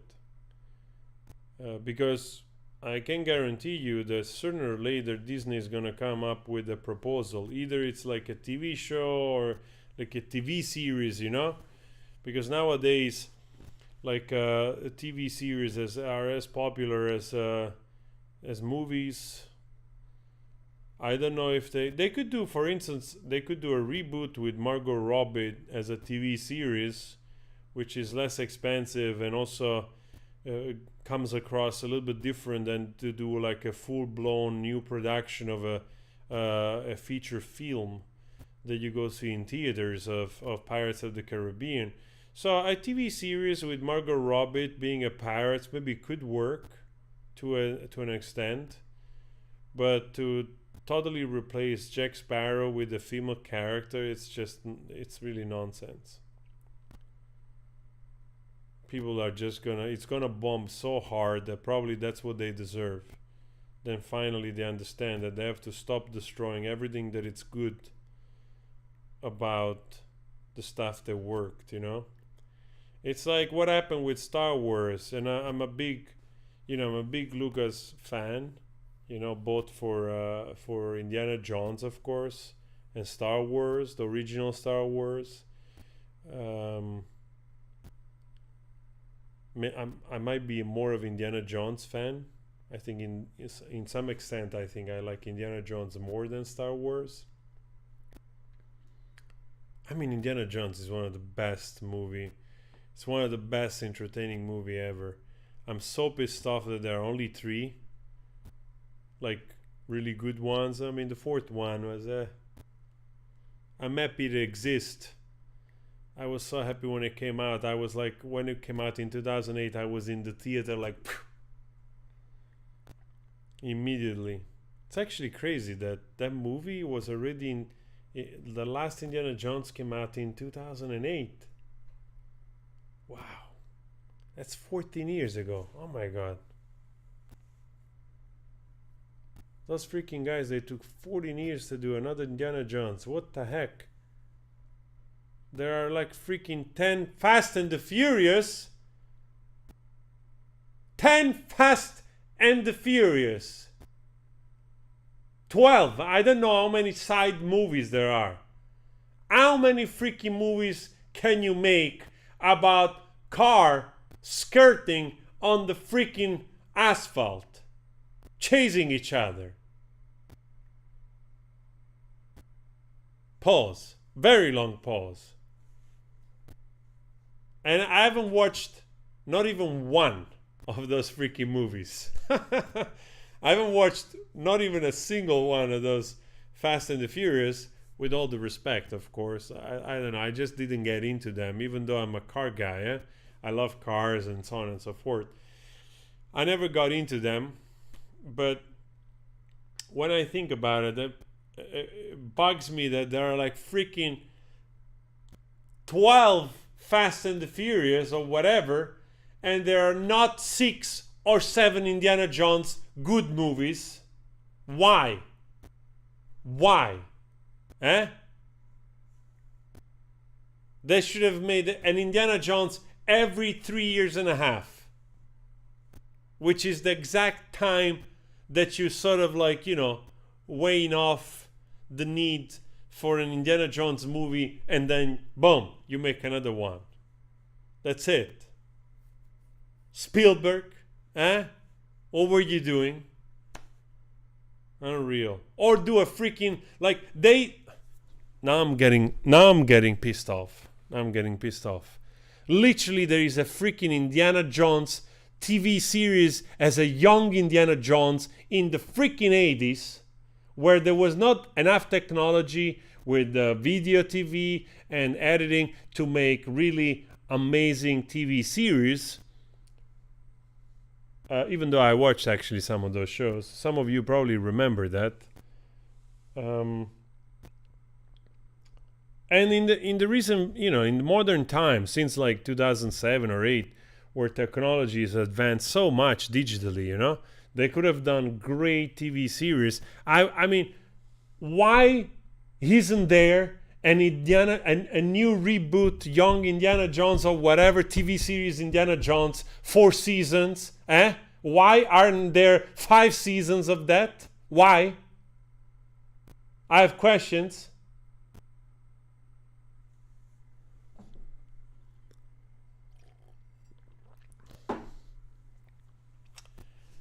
Sorry. You got me heated up with Indiana Jones.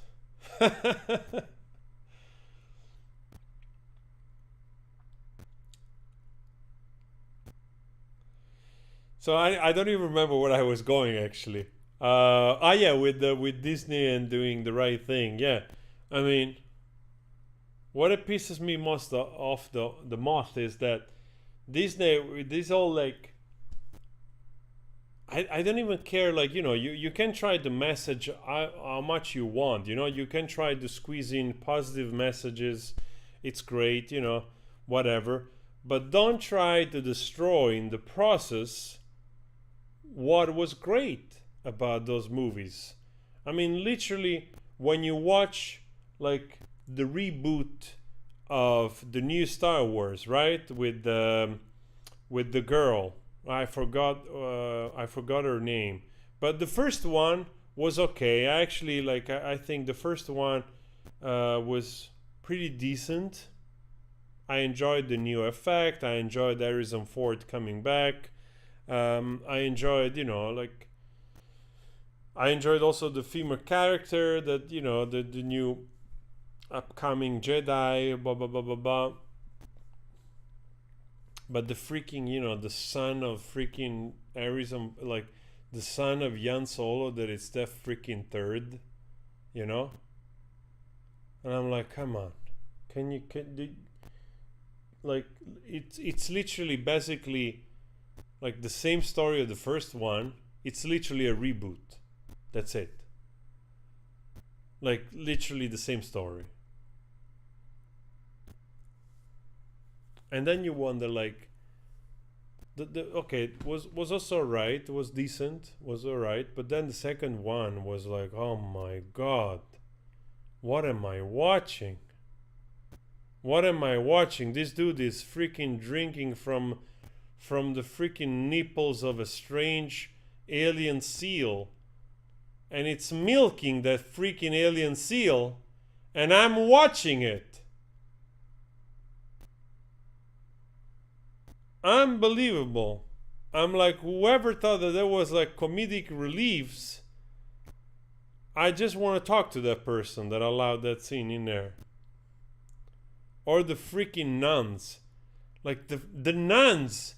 Oh my god, the nuns. Like the nuns on the island. Oh, the jealous nuns. I'm like, am I watching those jealous nuns? Oh my god. So that's how bad they are sometimes. The effects were great. I enjoyed, the new technology and whatnot. I watched those movies all in theater. I was there as soon as they came out. I watched all of those movies and so on and so forth. But it's undeniable that in order to try to make them better, they just try to capitalize on the huge allure this freaking franchise still has, and just destroy it. I mean, honestly, I think even though they were like so flawed, the one that Lucas made in the early 2000s, they were super flawed because you understood that it's like new technology was available with new digital cameras and so on and so forth. So probably the mixture in between the passage in between film and digital, and he wanted to do all the things that he couldn't have done in the 70s, of course, and early 80s, when technology wasn't there for the effects. And so he went a little bit overboard, but some of the story was much more interesting, like the sort of rise to power of the emperor and the corruption between the Senate, the corruption in between the alliances and so on and so forth. So in that way, I think that there's much more originality in and this is my opinion, I'm sure there is some hardcore Star Wars fan here in the audience that probably disagree with me. Some of you agree. I think those like prequel were better in stories than the sequel that we got from Disney recently, including The Rise of Skywalker. I mean, yeah. I haven't rewatched The Rise of Skywalker. I remember watching it to the theater. I still haven't watched it since it came out, because I was both disappointed and at the same time I was just hoping that Han Solo wasn't killed. You know what I mean? I was hoping perhaps that maybe he got stabbed on the side and he fell into the void, but for whatever reason he survived. I mean, that was the lamest thing they could have done to kill Han Solo, I know that Harrison Ford wanted the character dead, but still.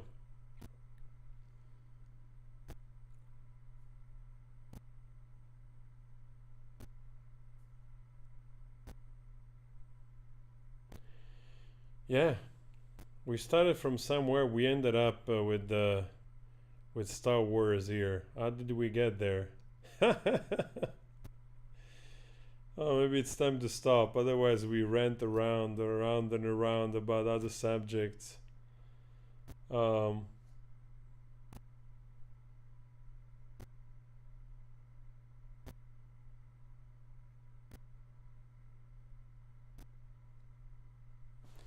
Honestly, in regard of AH, I don't think I watched any movie she was in apart from Aquaman.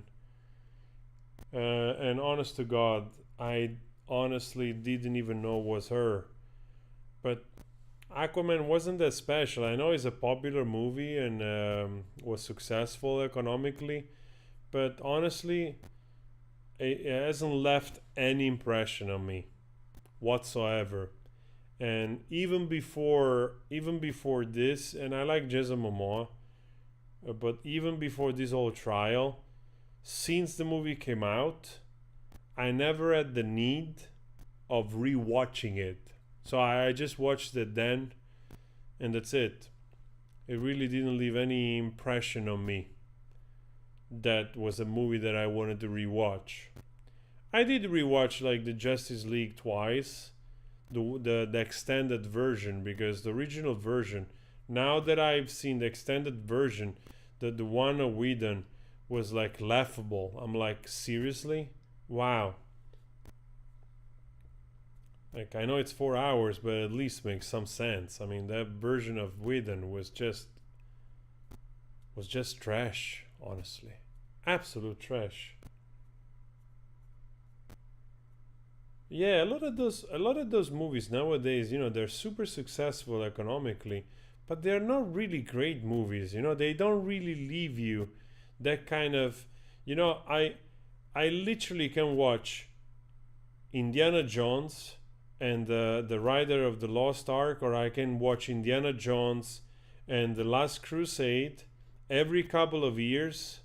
I can watch it. Actually, I should watch it every 6 months, because now I think I haven't watched the Indiana Jones and the Last Crusade probably for a couple of years now. I think I have to watch it again. But I usually watch it once a year or so. But I can rewatch a movie like that and still feel some kind of magic in those movies, because they're so well made. The characters are so spectacular, and that's why they're so popular, you know. Some of those movies, they just leave you empty. They just leave you like there is all the action and this, but the heroine and the hero just leaves you like frazzled, like, okay, fine. It's like really a rush of sugar, and that's it. It really leaves nothing of a substance in you. And it's a pity that movies are like that, you know. I can rewatch The Matrix. I can rewatch the first Matrix. You know, all those great movies. You can rewatch them and still feel even some tension, you know, like the you know. And that's why I was so pissed. I was so pissed when I watched the last Matrix. I was so incredibly pissed. I don't know the movie what it is. I don't know what they did. I have no idea what they've done with that movie. They took basically everything that was great about the first one and decent about the second and the third, and it literally just threw trash on it. They literally self-implode. They destroyed their creation with their own hands. It was really like, I also haven't watched it again yet, because I was so disappointed when I went into the theater and watched the movie. I tried to sort of like, I wanted to like it. I wanted to like it so much. And I'm like, oh my freaking God, what the hell is this, you know? What the hell is this? Oh my God. Which one are the 3 movies that influenced me the most? Well, I love cinema. You know, a lot of you know that I love cinema. Wow, there is a lot of movies, huh? There is a ton of movies that I love.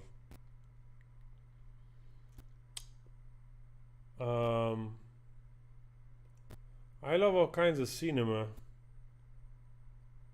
Science fiction wise, of course, I love Star Wars. I love The Matrix. I love Blade Runner. I love E.T. I love Alien, the first one. Even though a little bit less, I have to say. I'm not so much into that horror stuff, but I love Back to of course Back to the Future is one of my favorite. But I also love very indie artistic, like let's say smaller movies,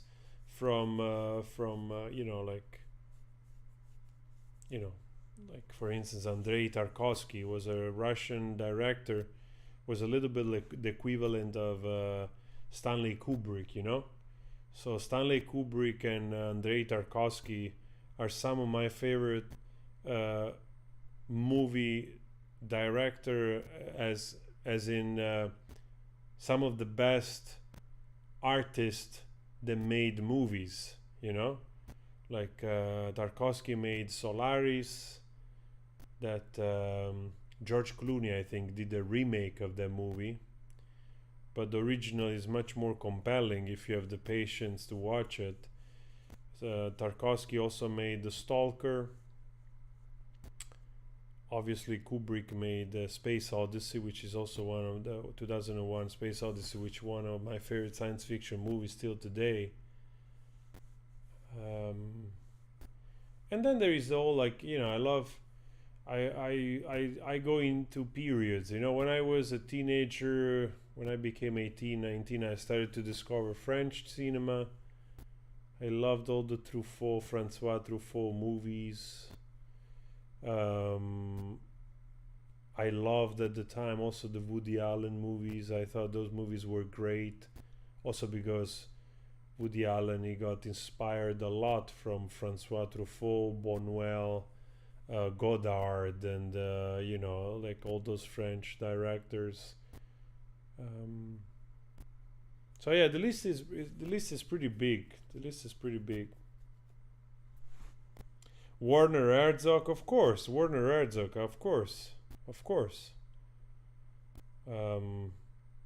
Wim Wenders, one of my favorite movie ever. It's a movie of Wim Wenders, a German director, called The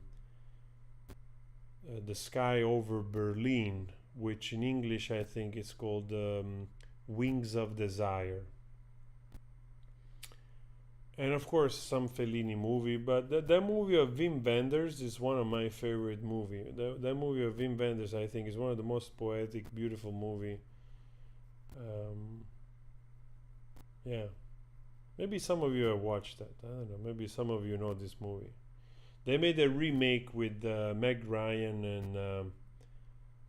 and Nicolas Cage called City of Angels, but obviously the version of Wim Wenders is way more poetic.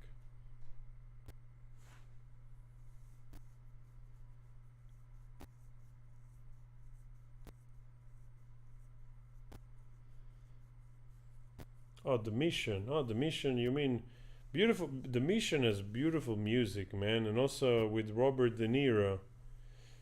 Visconti, yes. I mean, listen. We can talk about cinema for another week here. Now I don't watch as many movies as I used to. But yeah, I'm a little bit of like I said, I'm a movie lover. I'm a movie lover. I love movies.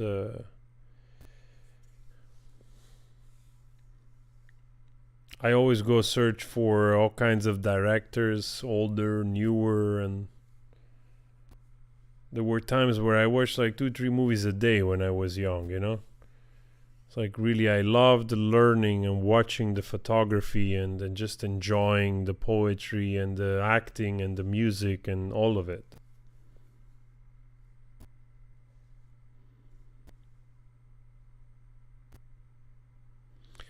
Yes, I agree with you. You say like I don't even pay attention to new movies anymore. It's true, because once you start to watch so many movies, you start to understand also the dynamics. You get a little bit less surprised. But I can tell you that sometimes there are nice surprises. You always have to give it a try. Both in documentaries. I recently watched a documentary which was so freaking touching. And it totally flew under my radar. And first of all, such a beautiful idea, and also won an Oscar for a documentary. It's called Honeyland.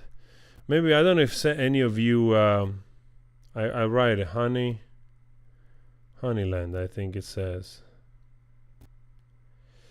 Honeyland. Yes, Coen Brothers as well. Some movies of the Coen Brothers I like. So I watched this documentary, Honeyland, and I was like, whoa. That's so beautiful and touching, man. Land of Honey, Honeyland. I don't remember, but I was so happy that I found that documentary. It was so incredibly poetic and simple, following the story of this lady that was taking care of her aging, dying mother while tending to her wild beehives, selling honey to the market. Such a simple idea, but it was so powerful. I'm like, oh wow, I really needed something like this. It was such a long time that I haven't watched something that was so incredibly pure that way, that I was like, wow. Luckily. So there's still stuff. This I think came out in 2018 or 19. All right, Xian. See you next time.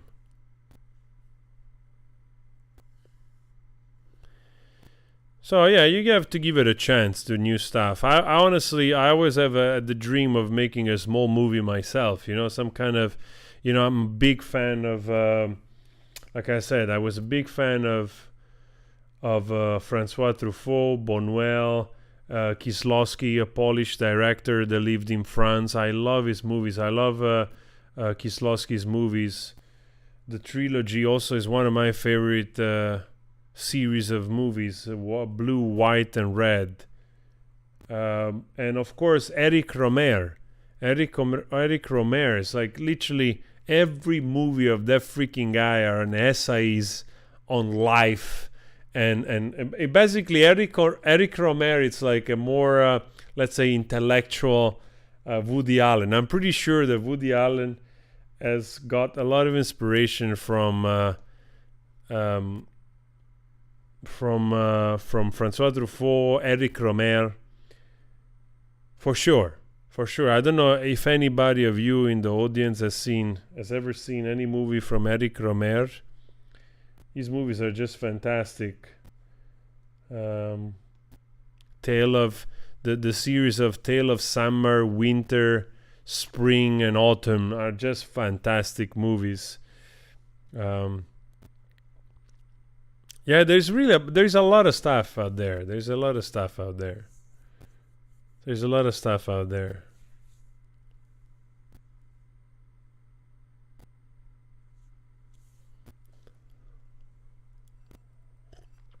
So sometimes I dream like also making one of those simple movies, a little bit like Before Sunrise. Also, Before Sunrise is one of my favorite romantic comedy, so to speak. And I love Linklater. Linklater, I think, is one of the most underrated American director, in my opinion. He's such a great American storyteller. Absolutely fantastic. I watched a lot of his movies. I think some of you probably remember him also from Before Sunrise, but also like School of Rock, right? School of Rock is also a great movie, and it's the same director. I forgot his name. Richard Linklater? No, Linklater. But yeah, so that type of movie, like simple, few actors, small budget, nice, simple photography, and create a compelling story, like those movies are the ones that they always leave, to me, they've left the biggest impact, despite the fact I'm a gigantic, nerd, that I watch every now and then, I watch the old Marvel movies again because I love the Avengers and all the BS, even though they're cheesy, but I still love to watch those things, and Thor, and now I can't wait to go see the new Thor. I'm totally into those things as well, but like I said, I'll balance it out with the most unknown movies. I was also a huge fan of Japanese directors like Kurosawa or Takeshi Kitano. Takeshi Kitano for a period was my favorite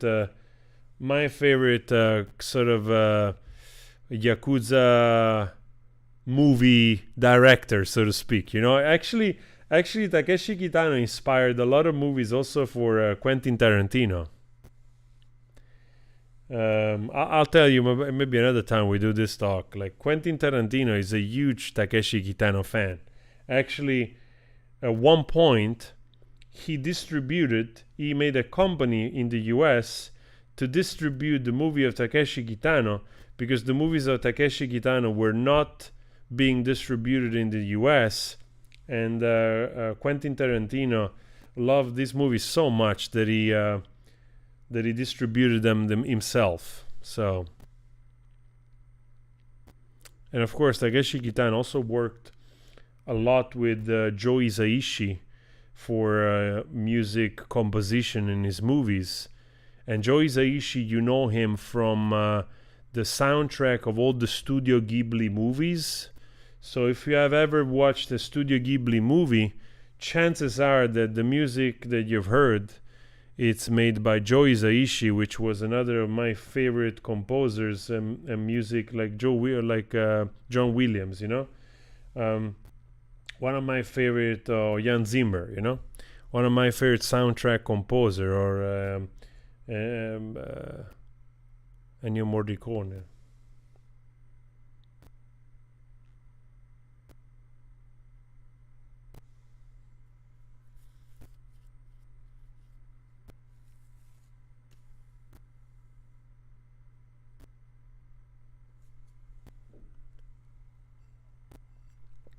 So we went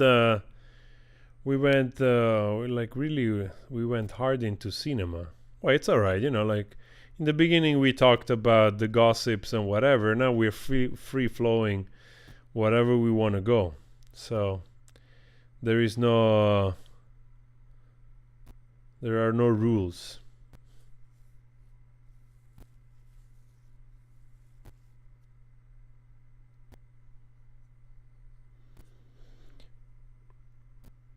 Yeah, nowadays, of course, like I recently rewatched also Interstellar, and I have to say that Interstellar is also very, very, I forgot before, but Interstellar is also a super solid science fiction movie.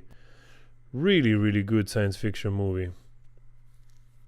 Actually, I actually also enjoyed very much Tenet. I don't know if you watched, any of you guys watched Tenet. I found it to be quite an original movie, Tenet, actually. I had to rewatch it a couple of times. But I thought it was a very, very interesting original story. So, I was a fan of... oh, come on. No, guys, tell me the name of the director of Tenet, Batman. Come on, I forgot the name. Now it doesn't come to mind. Come on. Give me the name, guys. Give me the name. Give me the name. There is a delay. There is a delay in the stream. Let's see when this message arrives to you. Let's see. We are not getting the name yet. We are not getting this name. Someone out there, give me the name. The director of Inception, Tenet, Batman. Come on. Interstellar. Unbelievable. I totally went blank. I have those. Nolan, Christopher Nolan. Exactly. Yes. Christopher Nolan. Thank you so much, Orange Sunshine. Thank you so much. So, I have been a fan of Christopher Nolan since the time of his first movie called The Following. I don't know if you have ever watched. I remember watching The Following literally when it came out. I don't know how I got to it, but because I was always looking at those smaller budget movies, I remember watching The Following. It was such a brilliant story. I became immediately a fan after watching that movie. I was like, wow, that's such an interesting story. If you have never watched The Following, yeah, maybe you want to look into it. Yeah, Christopher Nolan, great director, man. One of the greatest director of today. I basically like everything he does. Spectacular cinematography, practical effect. Is one of really the last great cinematographer of cinema today. You know, even in Tenet, there are so many spectacular practical scenes. A little bit like in Top Gun Maverick. I think that's also the one reason why that movie Top Gun Maverick is becoming so popular, because there is almost zero CGI in the movie. It's all real. It's all shot for real, and I think people can tell, can feel it, and it makes a huge difference in terms of cinematography. And I think that's definitely one big part of the success of that movie that maybe people are overlooking, probably. The cinematography, it's fantastic in Top Gun Maverick. Really great achievement. And I'm a big fan of CGI and real photography into movies, you know? Beautiful to see real stuff.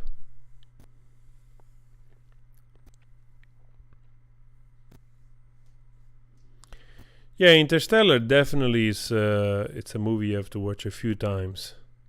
But also Tenet.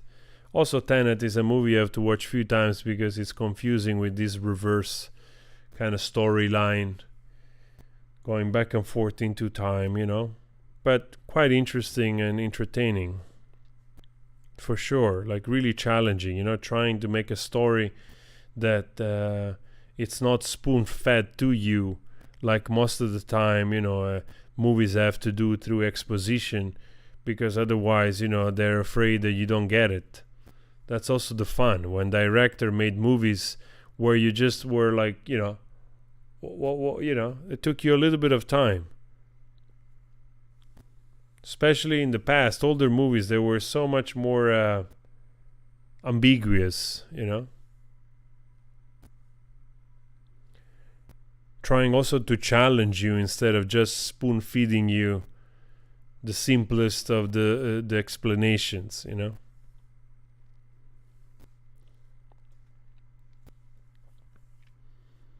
But anyway, so yeah, I look forward to see Thor. I also look forward to see some new Johnny Depp movie. Hopefully we're gonna get one soon. I mean, this if this French movie is gonna be shot now, probably it's gonna come out in a year time. So maybe anywhere. I mean, a movie like this, if everything goes alright, probably it's gonna take maybe, I don't know, 3 months or so. I don't know how many weeks they shoot those movies. They might be quicker. I also don't think that Johnny Depp is shooting for 6 weeks or 3 months. But if they do it now, it's gonna come out, yeah, at least 1 year, I suppose. Usually they also try to release those movies before the either. Yeah, depends what they want to do with this movie, you know. Usually I think they always try to make it so that might fit into either making publicity while the Festival of Cannes it's happening, or just before, so that it can participate at the Festival of Cannes, maybe. So there is that. So I actually think Thor is already in theater here. I have to check. Usually in the Netherlands, a lot of times, because it's a smaller market and it's a smaller country, a lot of times some of those big movies are shown the few days before actually the American release. It's happened many times. So I already saw the publicity here around. So I have to check if it's the 2 July or it's already out. So if it's out, probably I'll go watch it tomorrow. I'm really curious to see what they did with the story.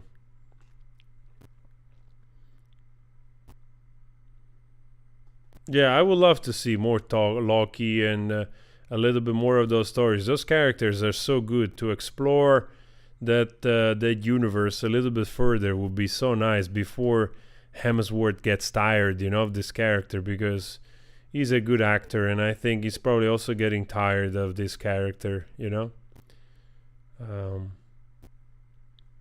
There is one movie that is probably less known, and I forgot the name of I think it's called Rush, and he's basically this famous British driver that was basically the nemesis of Niki Lauda, or the other way around. And it's based, of course, on a true story. Unfortunately, the driver passed away, I think, in an accident. Great story. I really enjoyed the movie. It was great in the movie as well. If you have never seen Rush, great Chris Hemsworth movie. Definitely give it a watch. So guys, I think it's 11:30 here. I just wanted to do a live, to spend some time with you. I think, how long are we on? Are we on for an hour and a half or so? I'll try to do it more often.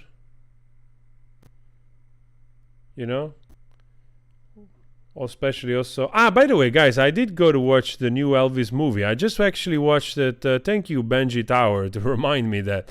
I actually just watched it last week, a few days ago. I think was maybe it was last Saturday or last Sunday. Nice. It's a nice story, man. I did enjoy the movie. Of course, in that style of the, I think he's also an Australian director. In that style, typical of his movies, like the Great Gatsby, The other one I haven't watched. I think I was watching Moulin Rouge. I think I watched like half of it.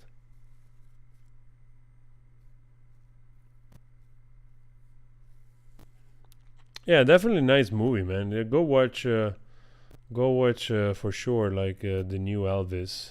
I was actually thought, you know what? I have some covers of Elvis that I've done on the channel. Also some reactions to his music.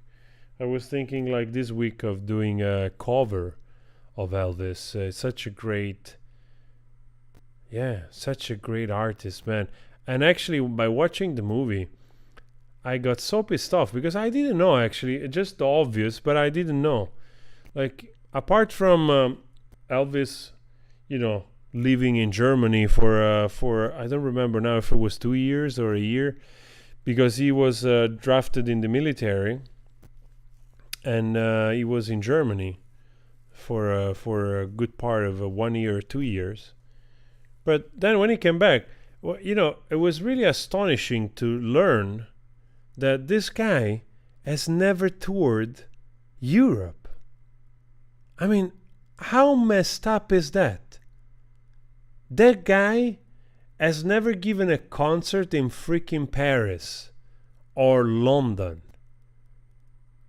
or like Milan, or Munich. I mean, I'm certain like the sun in the sky. Not here. There's no sun in the sky here in the Netherlands. There is the neon lights, okay? But if you go more in the south, you find the sun. But I'm certain, like the sun is in the sky in the Mediterranean, that if Elvis had ever done a concert in London or in Paris in those days, would have been such a gigantic success. Would have been such an epic story.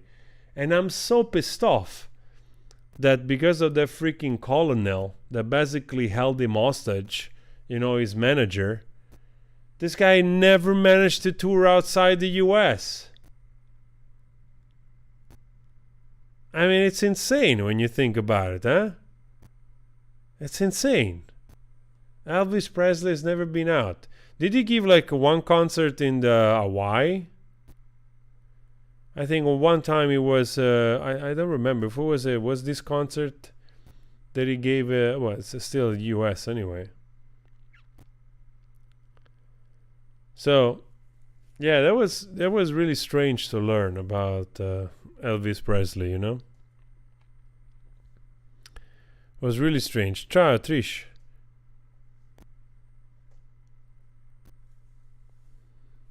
Such a strange thing to learn. And also, yes, I mean, he died at 42, man. I mean, also, that freaking guy was pumped with all kinds of stuff. I'm pretty sure they gave that guy like adrenaline and all kinds of other things just to make him go, especially in the years that he had like those residency basically in this hotel where he was like performing 6 weeks in a row, you know? Like literally that guy was performing for 6 weeks straight every freaking night, like abusing himself, doctor giving him all kinds of medication and shots to make him work. You know what I mean? Who knows? God knows what he got.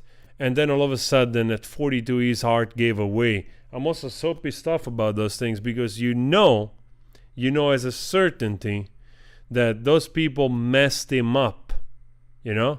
Just working him like a mule, literally to a cardiac arrest. That's the thing that pisses me off the most, you know?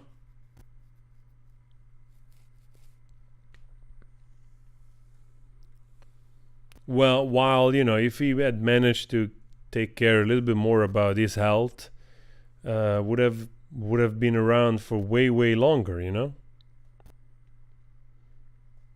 Like you see, luckily, like people like Paul McCartney, it's literally 80 and he looks fit.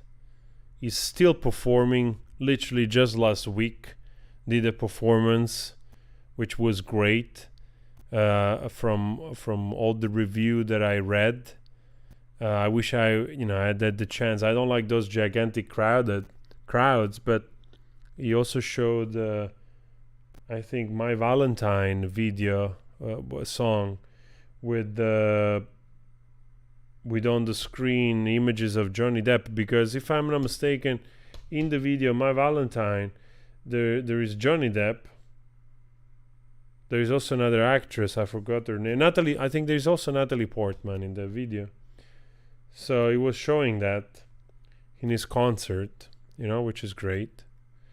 And it's nice to see a man that is 80, he's a great performer, a great musician, and is still doing it, you know. So that's why I said, like, you know, it pisses me off when you see that literally the people around Elvis and the doctors, and of course also with his own help and addiction, basically drove him into the grave, while in fact he could have had a way, way longer life if they hadn't worked him like a freaking mule, you know. So yeah.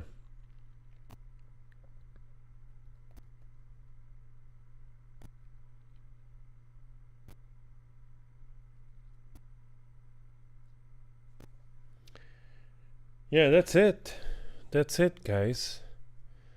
So today we did a nice round of conversation. Again, I think I need a little bit also. I had to find a little bit some guests for those type of live, so that we can talk a little bit longer and talk about stuff in general.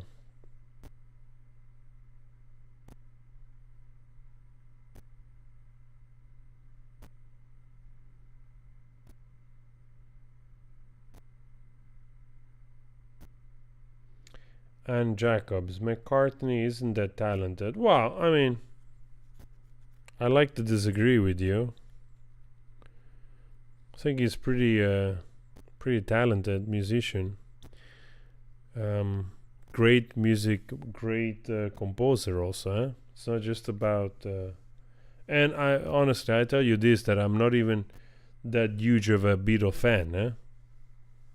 I actually. I've never gotten into the Beatles too much. just in recent years, I've rediscovered a little bit their value, certainly. But McCartney is definitely a very talented composer, sing-songwriter. That's undeniable, man. That's just undeniable.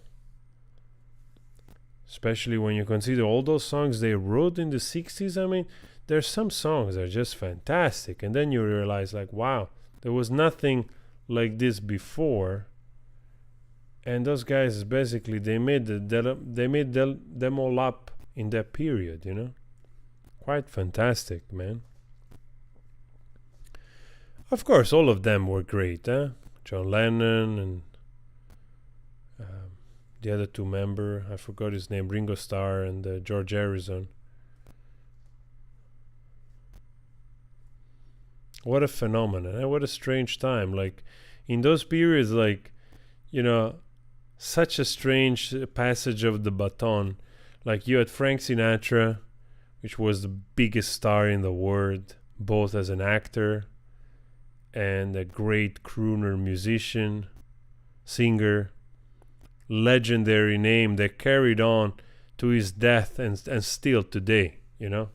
You can say Frank Sinatra basically anywhere around the world, and everyone, most people will know who you're talking about. And then in that period, then Elvis Presley emerged, you know, as the young guard. And then it became the most successful, famous human being on the planet.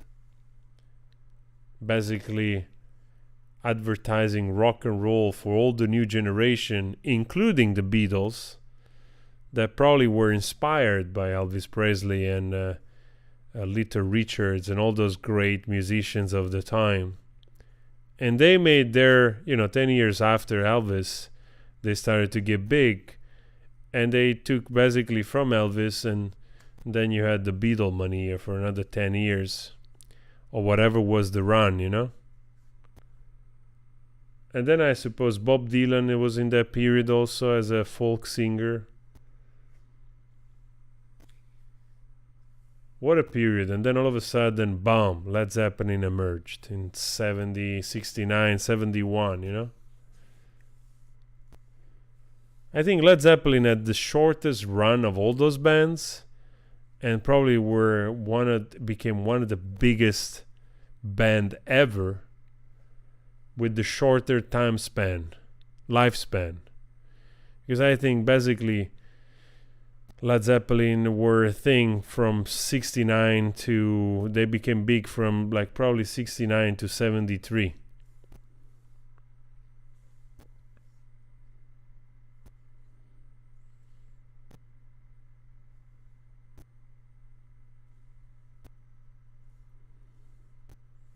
Yeah, of course, the Rolling Stones as well. Like, of course, the Rolling Stones were much more inspired by the rock blues, and they still do that to this day, even though, unfortunately, I think a year ago or so, the drummer passed away, rest his soul. But the Rolling Stone is another example of, I just love that band for their energy, for their commitment, and they're still doing it. They've done it until literally one of the member passed away, and it's great to see that a band, and they're still doing it. I think the Rolling Stones they were actually supposed to be playing here like a week or so ago, and they had to cancel the arena because the singer got COVID, so they had to cancel. Mick Jagger got COVID, and they had to cancel the date. They're super big here. Like, they always play the arena. Well, I mean, of course, they're big everywhere. But the Rolling Stones are literally gigantic in Argentina. If they do a concert in Argentina, I think like there is like 500,000 showing up. The same thing in Brazil. If they do a concert, I think the Rolling Stones probably they are on record one of the biggest free concerts ever. I think one they played in Rio de Janeiro. And of course, like, South America is always crazy with rock. And I think there was like 1.5 million people on the beach or something, you know? So they're super popular still to this day in South America, Argentina, Brazil. They're huge, those bands, you know?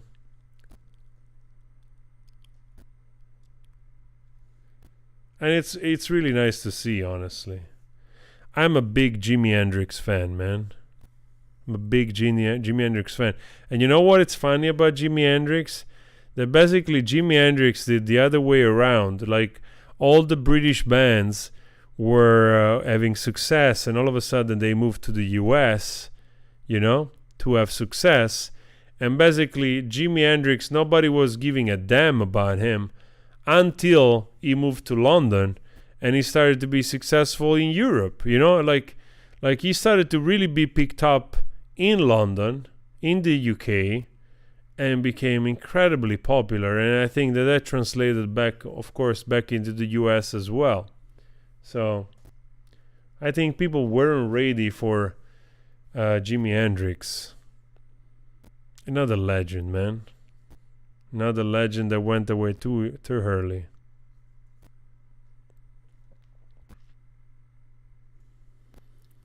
I'm a big Jimi Hendrix fan. Well, one of my favorites, one of the legendary guitar players, one of the greatest ever. That's it. Not so much because it was the best virtuoso or whatever. It's just the whole package. The rhythm, the intention, the energy, the passion, the struggle, you know, was all there.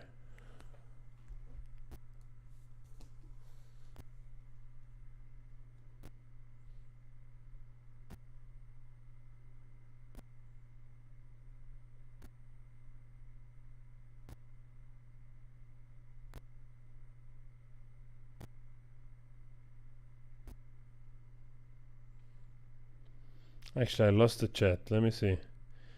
Let me see if I can retrieve the chat. The other phone went off. I cannot see the chat. Give me a second. Coming back. So we're talking on music again.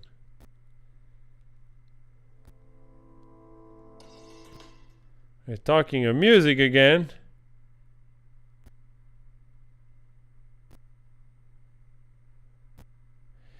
You know, there is a song of Do Yourself a Favor. There is a song of Jimi Hendrix that I just freaking love. And it's just an instrumental song. It's a lesser known song. But it's one of my favorite songs for the summer. And it's called the Polygap. I'll write it here in the messages. And it's one of my favorite summer songs. If you don't know, this song is such a nice, chill groove. I love it. I love this song of Jimi Hendrix. If you want to listen to something that makes you feel like summer, just go put this song right now in your search. Right now.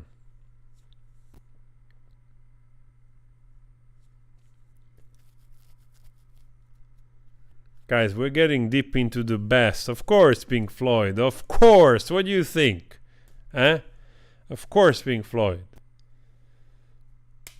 Pink Floyd are legendary in where I come from because I live close to Pompeii, right? So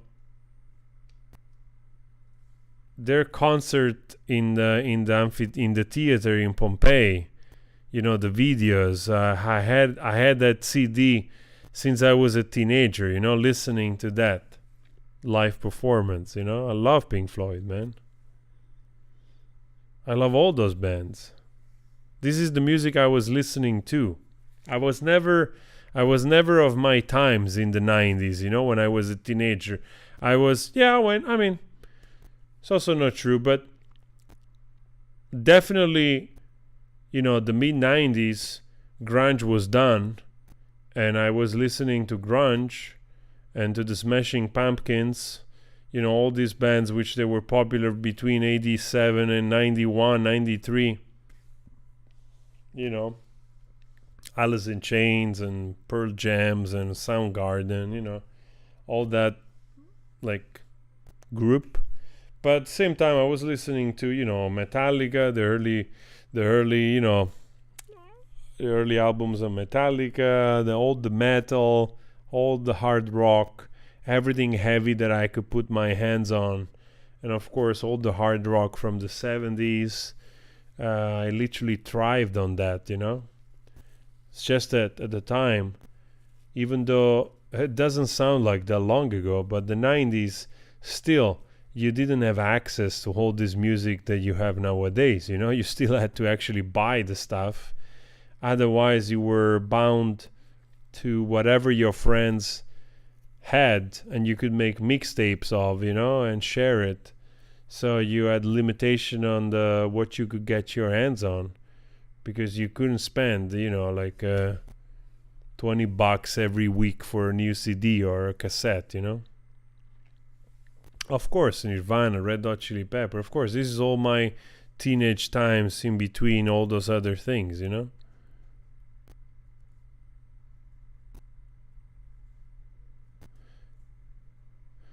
No, I'm not into Aphrodite's Child, no.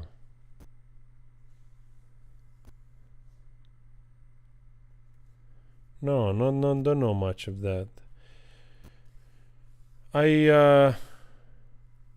I'm a big fan of Jeff Buckley. That's another of my favorite musicians. I always loved Jeff Buckley since I discovered him. It's been basically my constant love. Even though I haven't listened to Jeff Buckley in a very long time. But yeah, honestly, I haven't listened to Led Zeppelin either in a long time. I actually have to listen to some of this. Leon Russell, of course. Of course, I don't want to say Bob Dylan because probably most of my audience know. Hey, Glitter Sky, thank you for the super chat. Most of my audience knows that I'm a huge Bob Dylan fan and a huge Leonard Cohen fan. So, yeah, I mean, Bob Dylan has written some of my favorite songs, you know. It's like if I listen on Johnny Mitchell, but more Bob Dylan. I mean, I love Johnny Mitchell. You know, when I listen to Cactus Tree, you know, I almost have to cry every time I listen to Cactus Tree. Cactus Tree is probably one of the most beautiful songs ever written. But also, you know, when I listen to Bob and I'm like, Jesus, man, when I listen to Boots of Spanish Leather or A Girl from North County Fair, which basically is the same song, different lyrics. But when you listen to like Boots of Spanish Leather, come on, those songs are fantastic, man.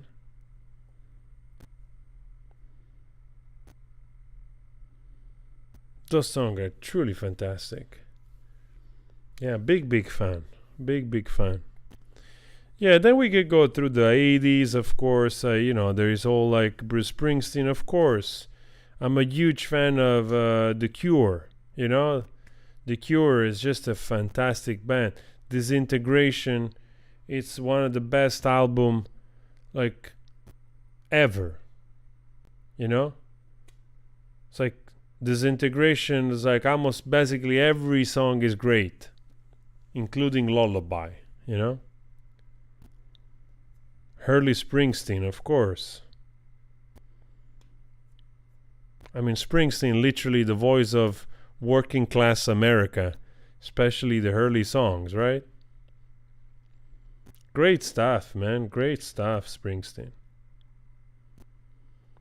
Of course, U2, The Smith. I'm a big Smith fan. Some of the Smith fan, of course. U2, many songs, early days. Depeche Mode, of course. Cocteau Twins, Joy Division, of course. All this stuff. I mean, the list goes on and on and on and on and on. We will Nina Simone, of course. Nina Simone, of course. Eurythmics a little less, but Annie Lennox, she's a fantastic singer.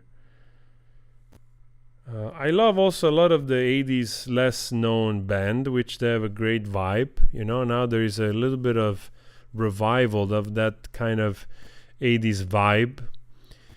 And some of those 80s band, more like sort of popish band of the 80s, early 80s, like a lot of great stuff. man, Bob Dylan has songs that which they're good literally in every freaking album. I mean, that guy is criminal. I don't know how many freaking songs and album he has made, you know, and he's all of a sudden he's good again, you know. It's like you listen to Blonde on the Track or Blonde on Blonde, the usual, you know, the usual big names, and then all of a sudden, you know, boom, in the 80s, it comes out with another song with who was he playing at the time with? He was playing with Mark Knopfler at the time, you know. That's why Mark Knopfler also has a similar sound as Bob Dylan in the 80s, early 90s. And then in the late 90s, boom, you know, he comes out with another great song like It's Not Dark Yet. And you're like, this dude, you know?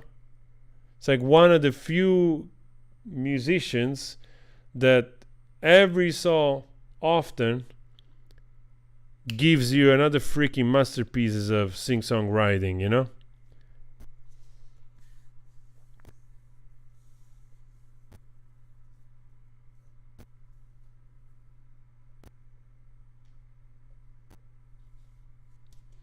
Yeah, of course. I mean, of course, all those bands you guys are naming, they're great, man. In their way, they're great. You know, AC/DC is a great, like, live band.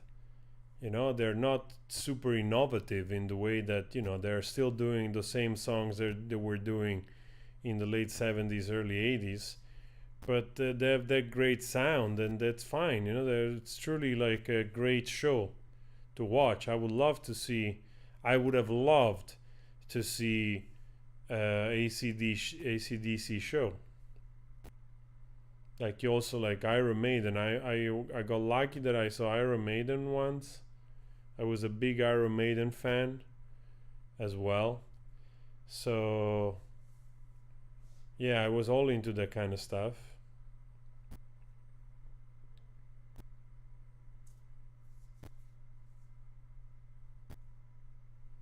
Of course, we didn't forget Queen. Come on, how can you forget Queen? Queen is another legendary freaking greatness. Sometimes I don't mention those. We didn't, you know, like, it's like the obvious, you know what I mean? Like, Freddie Mercury, of course. I mean, you know, come on. It's like truly the obvious stuff. But like I said, it depends also, like, you know, some of those bands have great singers, great bands, great songs, but they don't have, you know, like each of those names, they have something unique also to themselves, which is irreplaceable.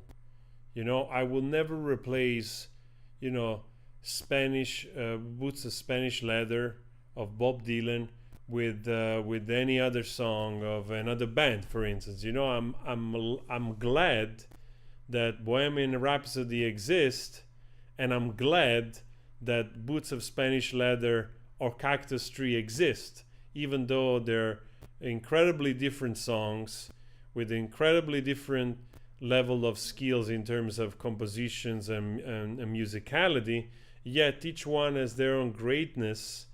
And I'm happy they both exist. You know, I wouldn't want to sacrifice one for another, for instance. You know what I mean?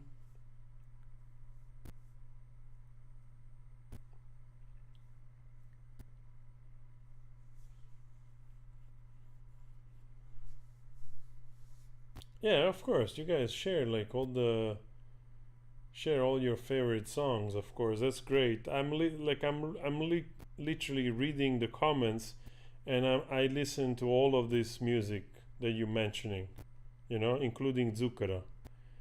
Not so much, but you know, I know some stuff. Zucker is a good blues man. He's also a good show. He also has always great musician. Actually, he played recently here. He's big in the Netherlands, and he played a big concert here recently, a few months ago or so.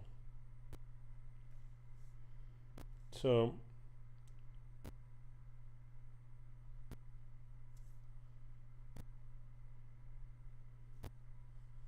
yeah, it's actually, I was really surprised to see how big actually Zucchero is around Europe, huh? It's really well known.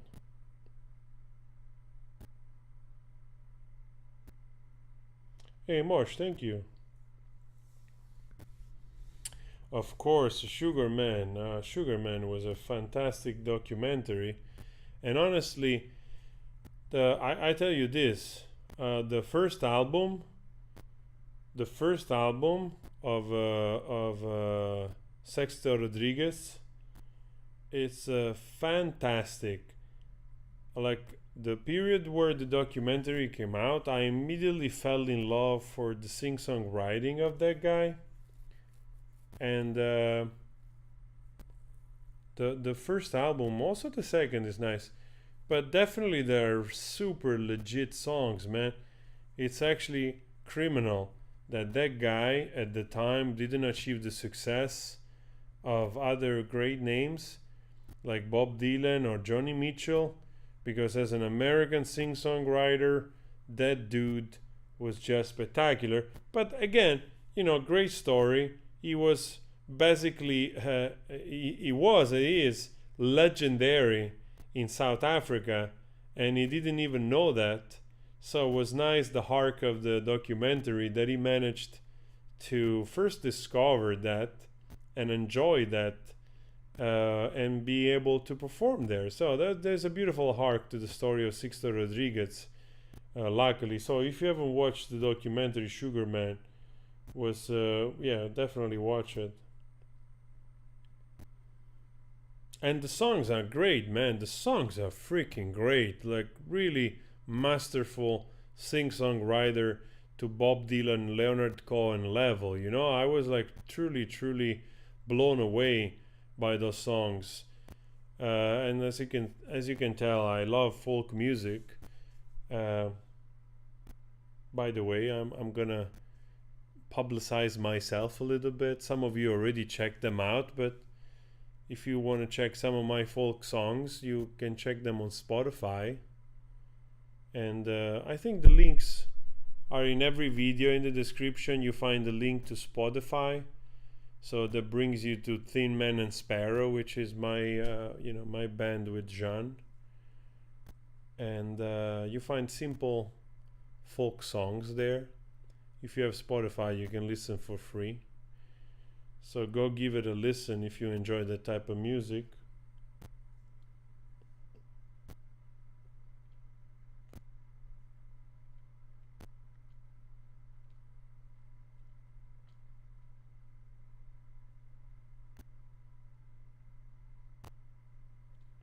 Oh man, I'm so happy. Like I just watched one episode or two episodes of the Stranger Things season 4, right?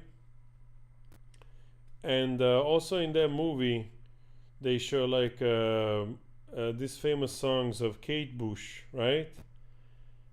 And it's the song is "Running Up the Hills," and it's such a great song, right? Such a nice song, from with that 80s vibe.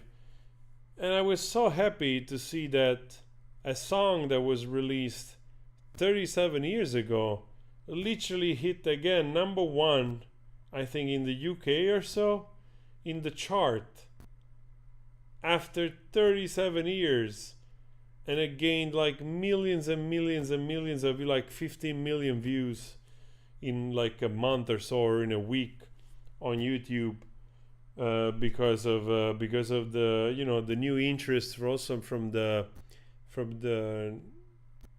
the new audience, from the young audience. So great, man. It's so great. It's also a testament to see all these 80s music, also how good actually it was, that it's finding again great new life with with the new audience,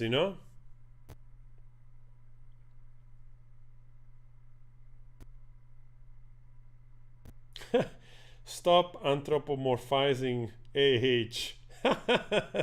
But she is a human. But you're funny, you're right. She's not. She's some kind of creature. She's some kind of creature. We're trying to make her human. Stop anthropomorphizing. That was funny.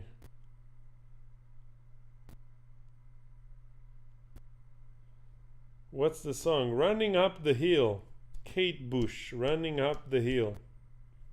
Are you asking one of my songs? My band is called Thin Man and Sparrow. You find it in the video below. If you click on one of my videos on Spotify, I'll write it here. Wait, Thin Man and Sparrow. Thin Man and Sparrow. Thin Man and Sparrow. Like this, Thin Man and Sparrow on Spotify, and you find my music.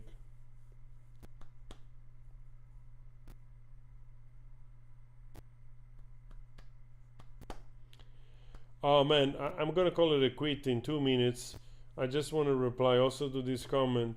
Robert Downey Jr. wants JD to be the next Sherlock Holmes. Man, I'm telling you right now, if there is a Sherlock Holmes with Robert Downey Jr., Jude Law, and freaking like Johnny Depp, I'm freaking throwing money at the screen. I want to see that movie right now.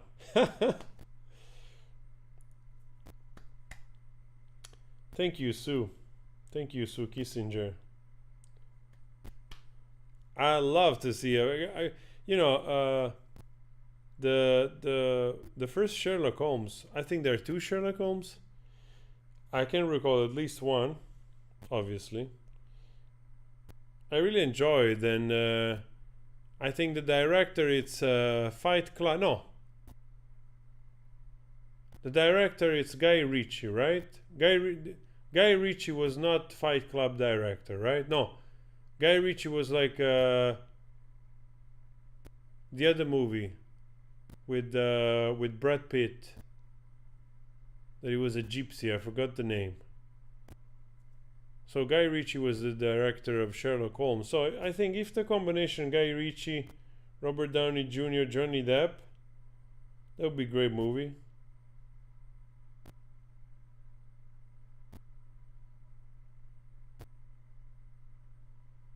Definitely a great movie.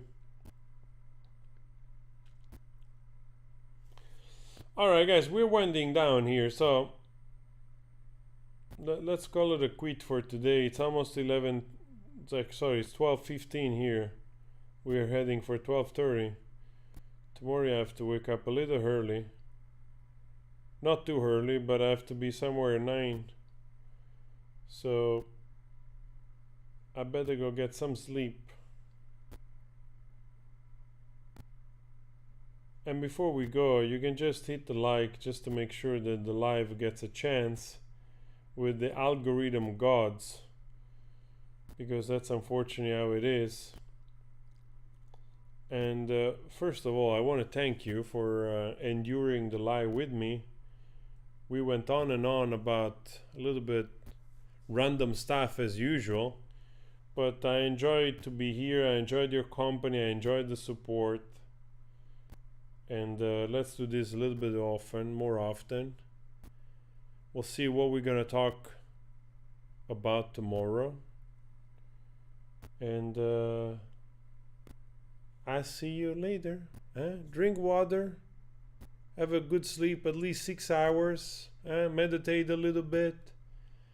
Try to get a little bit of, calm your nerves. Get your fibers and your fruits and veggies, very important. All right, and I'll see you tomorrow. Take care of yourself. Ciao. We have to stop from here.